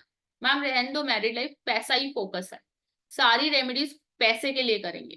ठीक है, तो जो भी प्रॉब्लम्स है उस प्रॉब्लम्स के लिए रेमेडीज करना, लाइफ स्टाइल में चेंजेस लाना, ये सारी चीजें रेमेडीज का हिस्सा होती हैं जो हम एडवांस में कवर अप करते हैं।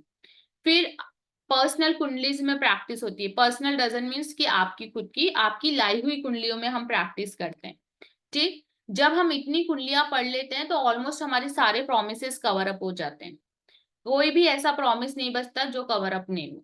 अब जो लोग लिटरली अपनी लाइफ में चेंजेस क्रिएट करना चाहते हैं या एस्ट्रोलॉजी को बहुत डिटेल में सीखना चाहते हैं, मेरी रिक्वेस्ट है कि वो अपना नंबर ड्रॉप कर दें, क्योंकि जो भी चार्जेस हैं, जो भी ड्यूरेशंस है, जो भी बातें हैं, वो सारा हम कॉल में ही कांटेक्ट करते हैं।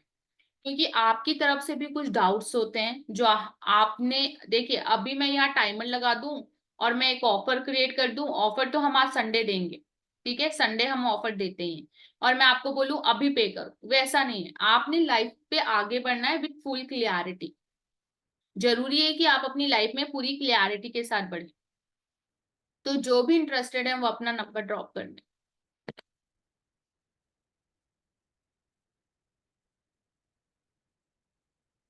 और जिनका डाउट है, देखिए अगस्त में हमारी एक क्लासेस चालू होनी है, अगस्त लास्ट में, ठीक है। इसके अलावा जिनका डाउट है मैम टाइमिंग, तो वो आपको बता दिया जाएगा। उसके बाद मैम सर्टिफिकेट होगा कि नहीं होगा, हम आपके करियर का पूरा केयर करेंगे। और भी इसमें जो बेनिफिट्स हम ऑफर कर रहे हैं मैं आपको बता देती हूँ, ठीक है। ये तो सिर्फ कोर्स की बात हो गई, ये सिर्फ कोर्स है। अभी मैंने आपको सिर्फ कोर्स के बारे में बताया। अब एक क्वेश्चन आता है कि मैम आप क्या बेनिफिट, मतलब आपसे क्यों जुड़े। एस्ट्रोलॉजी तो हम किसी से भी सीख लेंगे। अगर आप हमसे 2,000 ले रहे हो तो मुझे 100 रुपए में भी पढ़ाने वाला टीचर है, ठीक है। तो पहली चीज, 100 रुपए वाला टीचर है तो इवेंट्स निकलवा लो, मुझे कोई टेंशन नहीं, ठीक। पर हम किस तरीके से आपके लिए बेनिफिशियल है मैं वो समझा देती हूँ।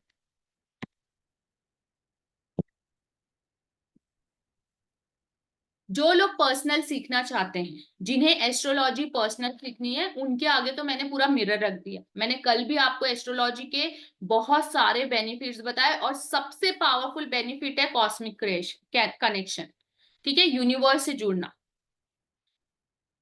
उसके बाद दूसरे बेनिफिट्स क्या, मैं कोर्स तो मैंने आपको बता दिया कि हम क्या क्या कवर अप करने वाले हैं।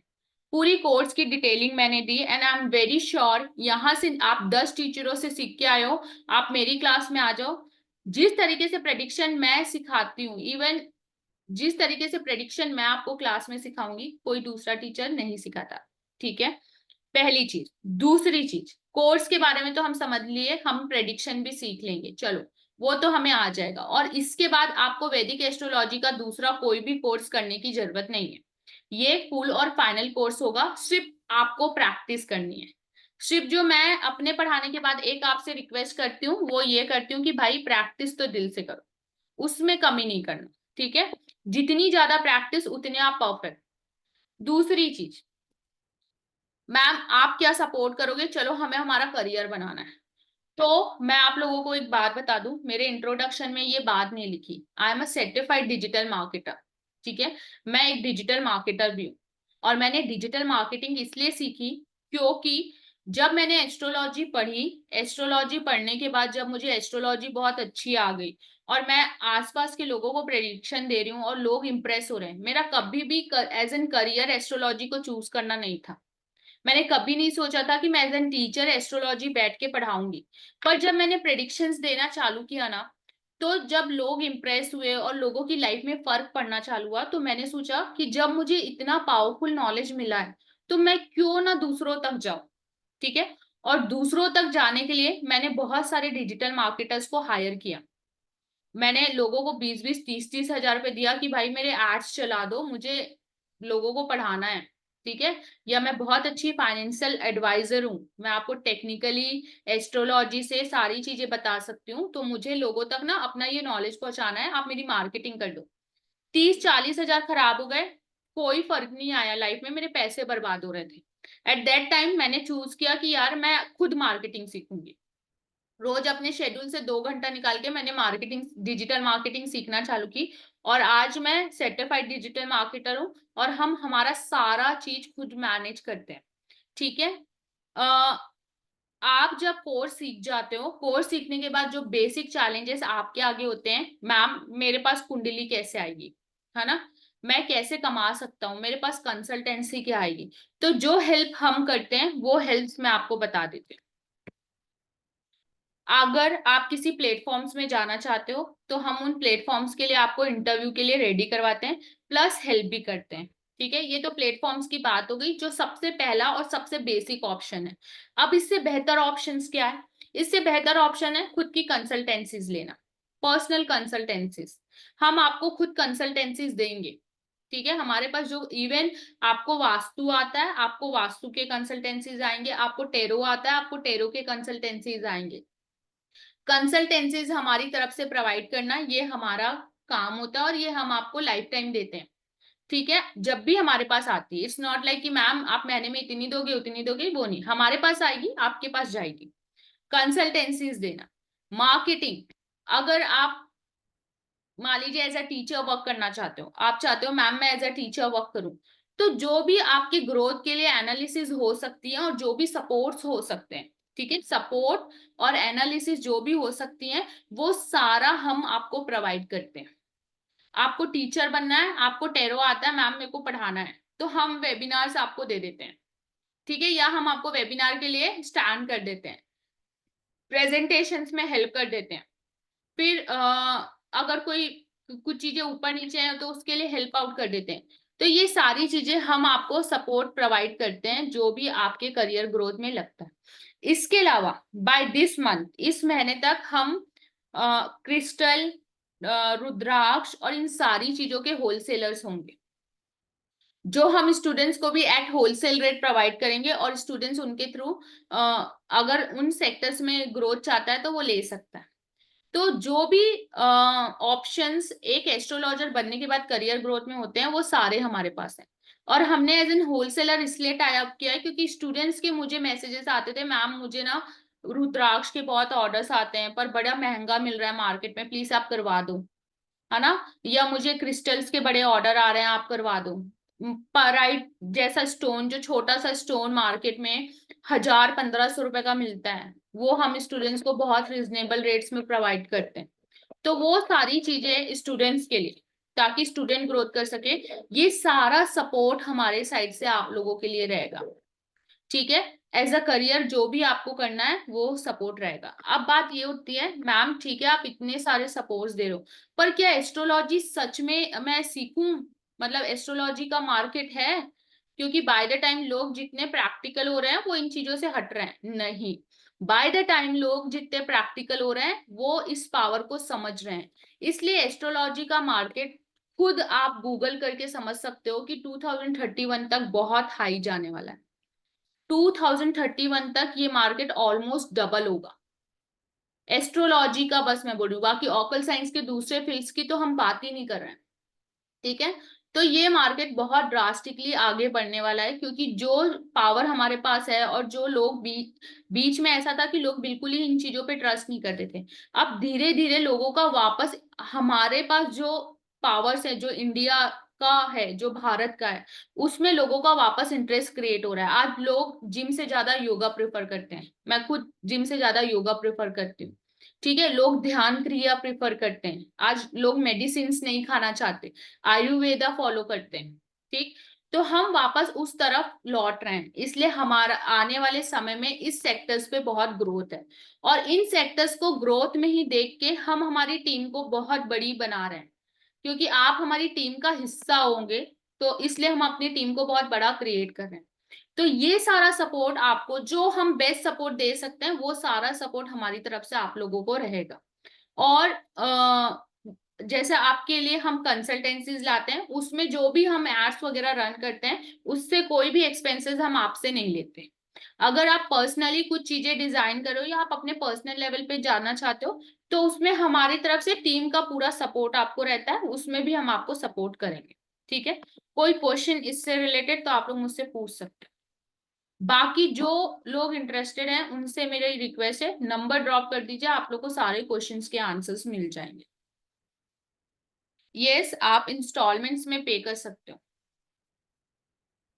इंस्टॉलमेंट का ऑप्शन होता है, जो भी बेस्ट ऑप्शन होता है आपके और हमारे टीम के बीच में जो भी डिस्कस होता है वो आपको बेस्ट ऑप्शन प्रोवाइड कर देते हैं। तो ये सारा सपोर्ट, ये सारी चीजें हमारी तरफ से आपको है। अब कोई भी क्वेश्चन इसमें तो प्लीज पूछिए।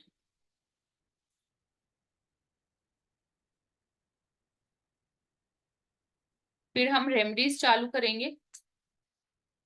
यस नीलम जी, आपने नंबर ड्रॉप किया है, और जो भी इंटरेस्टेड है वो नंबर्स ड्रॉप कर दें। देखिए, मंथ ऑलमोस्ट 30 से 40 सेशन का कोर्स होता है, ठीक है। कई बार स्टूडेंट्स, अगर कई बार हम मान लीजिए, हर बैच की अपनी इंपॉर्टेंस होती है, कोई बैच बहुत जल्दी सीखता है, कोई बैच स्लो चलता है। तो अगर कोई स्लो मूविंग बैच होता है तो उस केस में फिर हम क्या करते हैं, थोड़ा सा एक्सटेंड कर देते हैं कोर्स को। बेसिकली 30 से 40 सेशन का होता है। मेरी कंसल्टेंसी के बारे में भी मैं थोड़ा बहुत बता दूंगी, मैं बता ही देती हूँ, ठीक है। देखिए, मेरे पास जो कंसल्टेंसी आती है, मैं उस कंसल्टेंसी में हाउसेस के बारे में, प्रॉमिस इवेंट्स, एक सेकेंड है, एक दो क्वेश्चन ले लेती हूँ प्रैक्टिस करते टाइम। हाँ जी, हम लाइव क्लासेस में ही प्रैक्टिस करते हैं, पूरा सपोर्ट रहता है। आप मेरे आगे ही प्रैक्टिस करोगे, और आपको जो पर्सनल भी आप प्रैक्टिस करते हो, आप क्लासेस में आके डाउट्स पूछ सकते हो, ठीक है। प्रैक्टिस के लिए स्पेशल आपको सपोर्ट रहता है। इवन क्लासेस के बाद भी आप मुझे डाउट्स के लिए कभी भी मैसेजेस कर सकते हो कि मैम मेरा ये डाउट है, मुझे हेल्प आउट कर दो, ठीक है। तो वो डाउट्स आप मुझे मैसेज करोगे तो मैं उसके रिप्लाई डाल देती हूँ,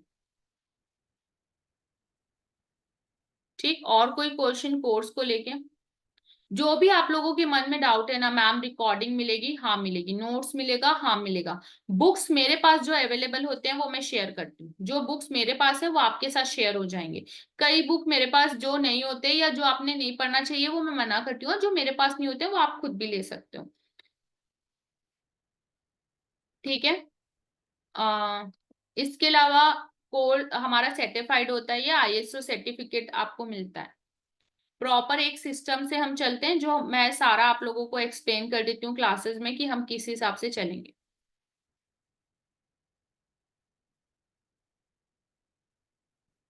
ठीक। बाकी आप लोग को डाउट आ रहा है, मैम मैं सीख सकता हूँ नहीं सीख सकता हूँ, आप लोग प्लीज नंबर डालिए, मेरा रिक्वेस्ट है, आपको कॉल आ जाएगा। आप कॉल में सारे डाउट्स पूछ सकते हो। और दूसरी बात, फीस तो वो आपको क्लास में बताए, फीस तो वो आपको कॉल में बताएंगे, जो भी हमारी फीस है वो आपको कॉल में बता देंगे। पर आज के लिए, आज जो स्टूडेंट रजिस्टर करते हैं उनके लिए हमारा ऑफर होता है, सिर्फ ये संडे ऑफर होता है। इस बार हम ऑफर में आपको न्यूमरोलॉजी फ्री देंगे, ठीक है। या तो आपको न्यूमरोलॉजी फ्री मिलेगी, या मनी मैनिफेस्टेशन का जो कोर्स है ना, हम कैसे मनी को मैनिफेस्ट कर सकते हैं, या हम कैसे लाइफ में ग्रोथ कर सकते हैं, ये दोनों में से आप एक कोर्स को चूज कर सकते हो जो आपको फ्री में चाहिए, ठीक है। तो ये आज का ऑफर रहेगा, जब भी आप रजिस्ट्रेशन करते हैं तो वो आपको ऑफर बता देंगे। प्लस फीस में भी डिस्काउंट रहता है, वो डिस्काउंट भी वो आपको क्लियर कर देंगे। पर ये जो भी ऑफर मैं क्रिएट कर रही हूँ, बता रही हूँ, वो आज संडे के लिए ही होते हैं। और हर संडे कई बार हमारी फीस भी डिफरेंट होती है, बढ़ती है, और ऑफर्स कम होते हैं। कई बार हम न्यूमरोलॉजी देते हैं, कई बार नहीं देते हैं। पर आज के कोर्स में न्यूमरोलॉजी और मनी मैनिफेस्टेशन दोनों में से एक कोर्स आप फ्री ऑफ कॉस्ट ले सकते हो। इसके बाद आपको न्यूमरोलॉजी भी कहीं से सीखने की जरूरत नहीं पड़ेगी। रेनू जी, आपका नंबर प्रॉपर नहीं है आई थिंक, आप नंबर सही डालें,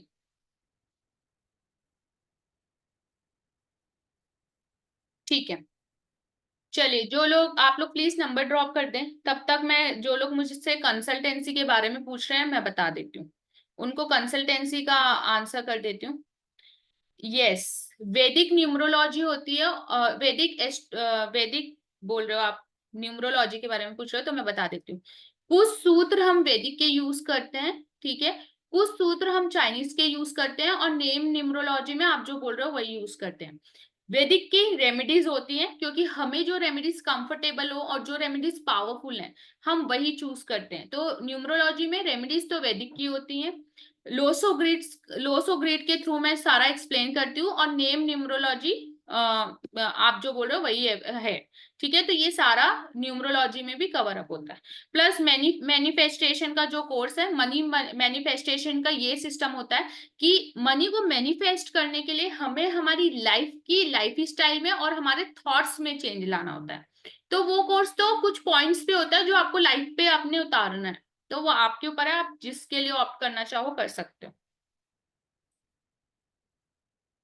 क्लियर? चलो कुंडली प्रेडिक्शन के बारे में बता देती हूँ।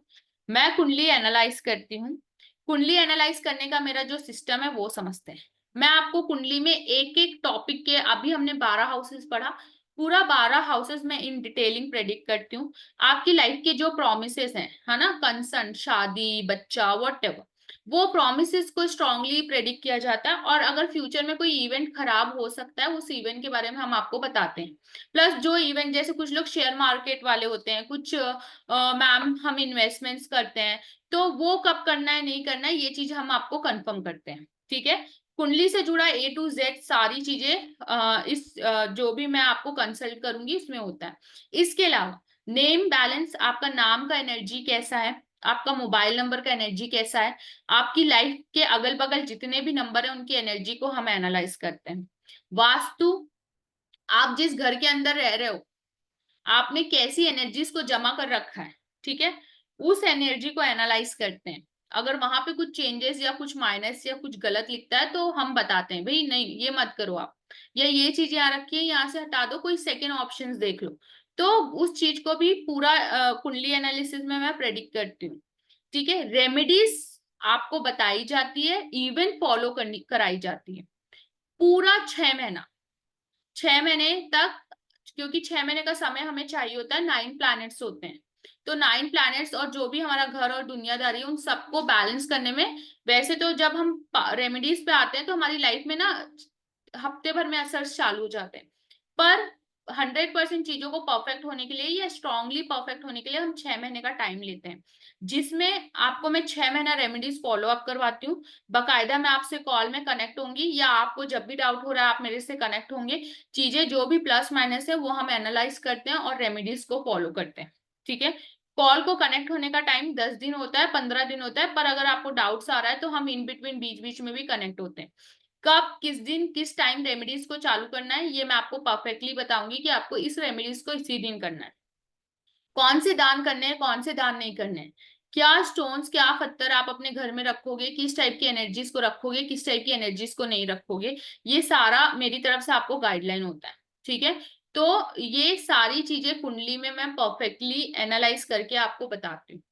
अब बात मेरी कुंडली एनालिसिस की है, तो वैसे तो मैं 11,000 चार्ज करती हूँ, पर स्टूडेंट्स जो हमारे वर्कशॉप में आते हैं उनसे मैं 5,000 चार्ज करती हूँ, और ये पूरे 6 मंथ का है। 6 मंथ में मैं आपको 4 बार कनेक्ट होंगी, 40 बार कनेक्ट होंगी, आपसे कोई भी दूसरा चार्ज नहीं मांगा जाएगा।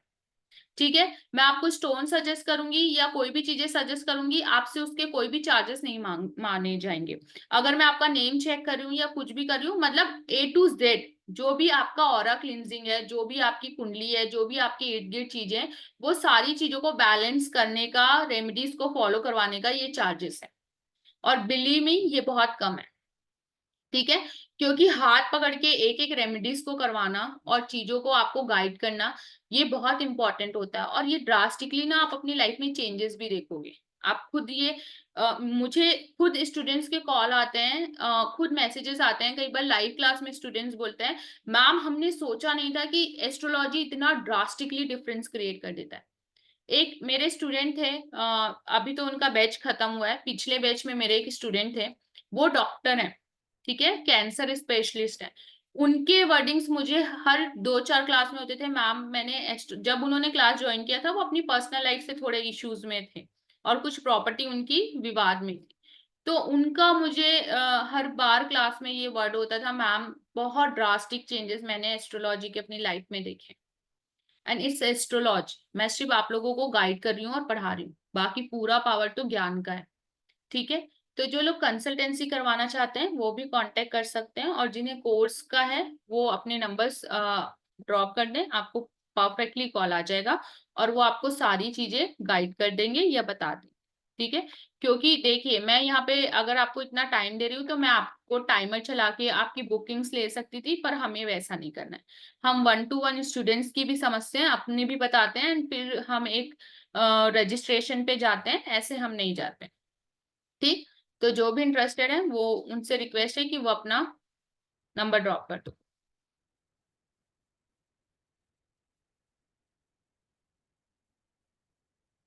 चलिए, अब हमारा क्लास का एक आखिरी टॉपिक और बहुत इंपॉर्टेंट टॉपिक, रेमेडीज के बारे में समझना।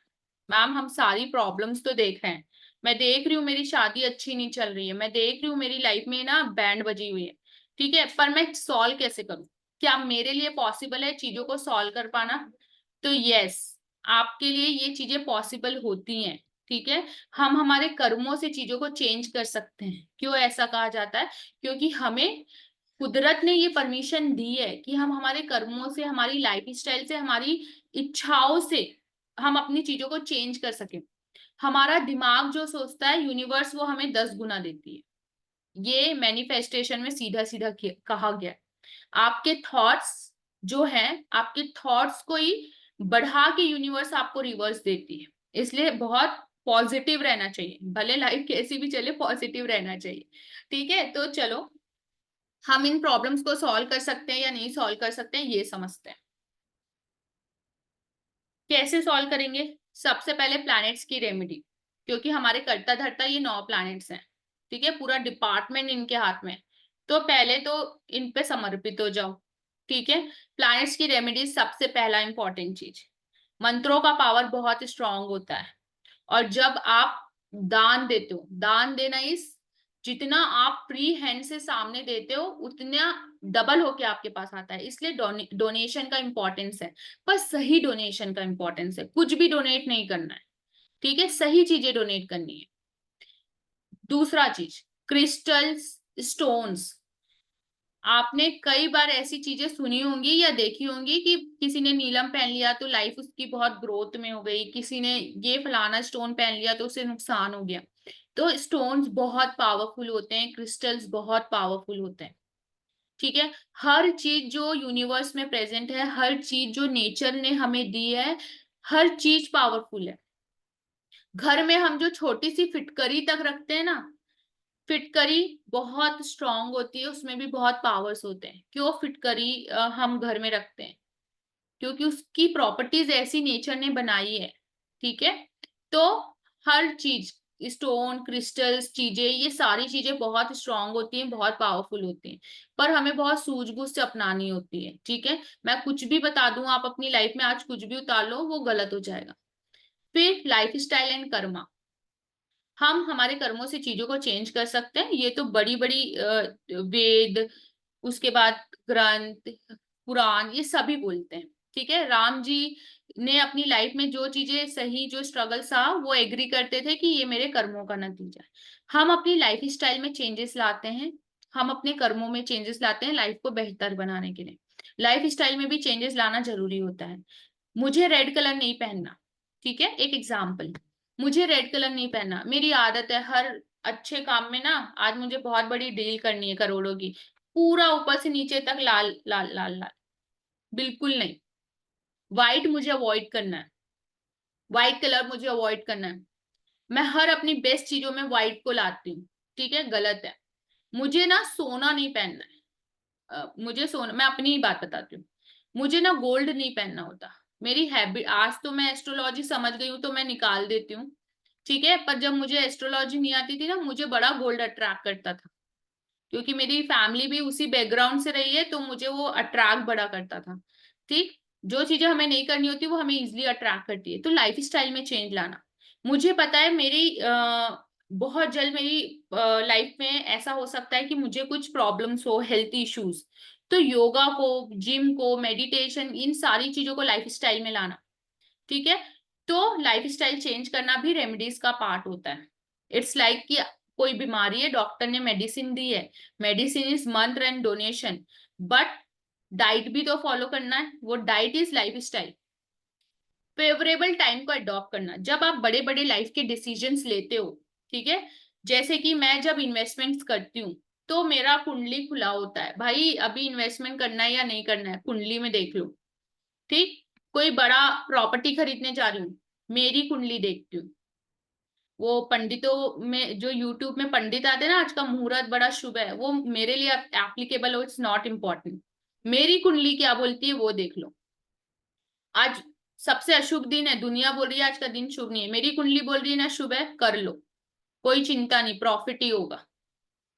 ठीक, तो फेवरेबल टाइम को देखना, क्यों जो लोग एस्ट्रोलॉजी को बिलीव करते हैं वो टाइम को, समय को या चीजों को इंपॉर्टेंस देते हैं, ये इंपॉर्टेंट होता है क्योंकि, ठीक है, क्योंकि ये कुंडली के अकॉर्डिंग होता है। एडवांस टेक्निक, अब यहाँ टेक्निक का क्या मतलब है भाई, तो आज हमारे पास बहुत सारी टेक्निक्स हैं, सिस्टम्स हैं, जो हमारे ऑरा को, हमारी लाइफ को या हमारे इर्द गिर्द की चीजों को चेक करती है, उनको लाइफ में अडॉप्ट करना। ठीक है, ऐसी बहुत सारी चीजें हैं जो हम अडॉप्ट करके अपनी लाइफ को चेंज कर सकते हैं, जो बड़े बड़े लोग ऑलरेडी कर रहे हैं। आप देखिएगा, आपको एक, आप सलमान खान को देखो, ठीक है, मैं सलमान खान का एग्जांपल लेती हूँ, उनके हाथ में जो ब्रासलेट है वो सबको पता है, पर कभी वो आपको हाथ में नीलम पहने दिखेंगे, ठीक है, कभी वो मैंने कई बार, क्योंकि मेरी आदत है, मैं एस्ट्रोलॉजर हूँ तो मेरा नोटिस रहता है, कई बार सिंपल वो लोहे का भी दिख जाता है रिंग। तो इंसान इन चीजों को फॉलो करता है। ठीक है, अंबानीज की फैमिली, अभी रिसेंट उनके घर में शादी हुई, शादी के पहले उन्होंने हजारों रेमेडीज की, पहले बेटे की शादी हुई तब तो 50 जोड़ों की शादी नहीं करवाई, है ना, पहले बेटे की शादी हुई तब तो नहीं किया इतना सब कुछ, इतना दान वान, क्योंकि दूसरे बेटे को है हेल्थ इश्यू जो कि दुनिया को दिख रहा है, पर और भी इश्यूज है, इसलिए उन्होंने उनकी शादी के पहले ऐसी बहुत सी रेमेडीज की जो उनकी लाइफ में पॉजिटिव चेंजेस ला सकता है। तो हर सक्सेसफुल इंसान आपको बता रहा है नहीं बता रहा है, पर वो इन चीजों में इन्वॉल्व है, क्योंकि इन ये चीजें हमारी लाइफ में बहुत स्ट्रांगली चेंजेस लाती हैं। और रेमेडी सिर्फ मंत्र जाप करना नहीं होता, जो हम आज टीवी में देखते हैं कि शिव जी में जल चढ़ा दो, अच्छी बात है, पर सिर्फ जल चढ़ाना मेरी लाइफ में चेंजेस नहीं ला रहा है, मैं हर 2 महीने में परेशान हो रही हूँ, हर 2 दिन में परेशान हो रही हूँ, मुझे प्रॉपर सॉल्यूशन चाहिए। वो सॉल्यूशन इन सारी चीजों को यूज करके आता है, किसी एक चीज से नहीं आता। किसी को शुगर है, डॉक्टर ने दवाई दी है शुगर कंट्रोल करने की, मैं दवाई खा रही हूँ पर मैं एक्सरसाइज नहीं कर रही हूँ, हर 4 दिन में, 2 महीने में, 3 महीने में परेशान होंगी, थोड़ा शॉर्ट टर्म का रिलीफ तो मिलेगा पर फिर परेशान। ठीक है, इसलिए हर चीजों को अडॉप्ट करना इंपॉर्टेंट होता है, ये बहुत इंपॉर्टेंट है, और यही हमें रेमेडीज बताती हैं। आई होप सभी को यहाँ तक क्लियर होगा, किसी को डाउट है तो पूछिए। यस, रिकॉर्डिंग्स यूट्यूब में अवेलेबल होती है, आप यूट्यूब से देख सकते हो। मतलब ये फ्री क्लास वाली रिकॉर्डिंग्स। और कोई डाउट किसी को, किसी को भी रेमेडी से रिलेटेड डाउट या कोई पर्सनल डाउट तो आप लोग हैंड रेस कर सकते हो, मैं अनम्यूट कर दूंगी, या कोर्स से रिलेटेड भी डाउट हो तो आप लोग हैंड रेस कर सकते हो, मैं अनम्यूट कर दूंगी।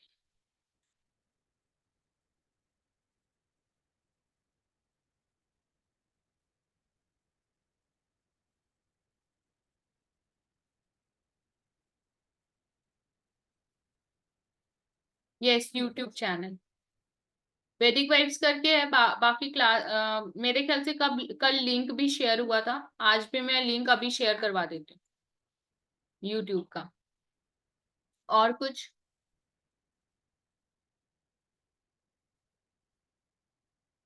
जिनको भी कोर्स या कंसल्टेंसी से रिलेटेड डाउट्स है वो अपने नंबर्स ड्रॉप कर दीजिए, आप लोग को कॉल आ जाएगा, है ना, क्योंकि वो आपके पर्सनल डाउट्स उस वक्त हम लेते हैं तो वो आपके लिए भी बेस्ट ऑप्शन होता है।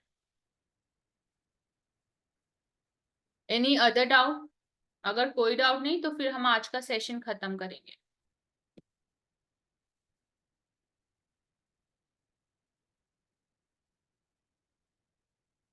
चलिए ठीक है, होप आप लोगों को कोई डाउट नहीं होगा, जिन्होंने नंबर ड्रॉप किया है उनको कॉल आ जाएगा, वो कोर्स से रिलेटेड सारी चीजें पूछ सकते हैं, है ना।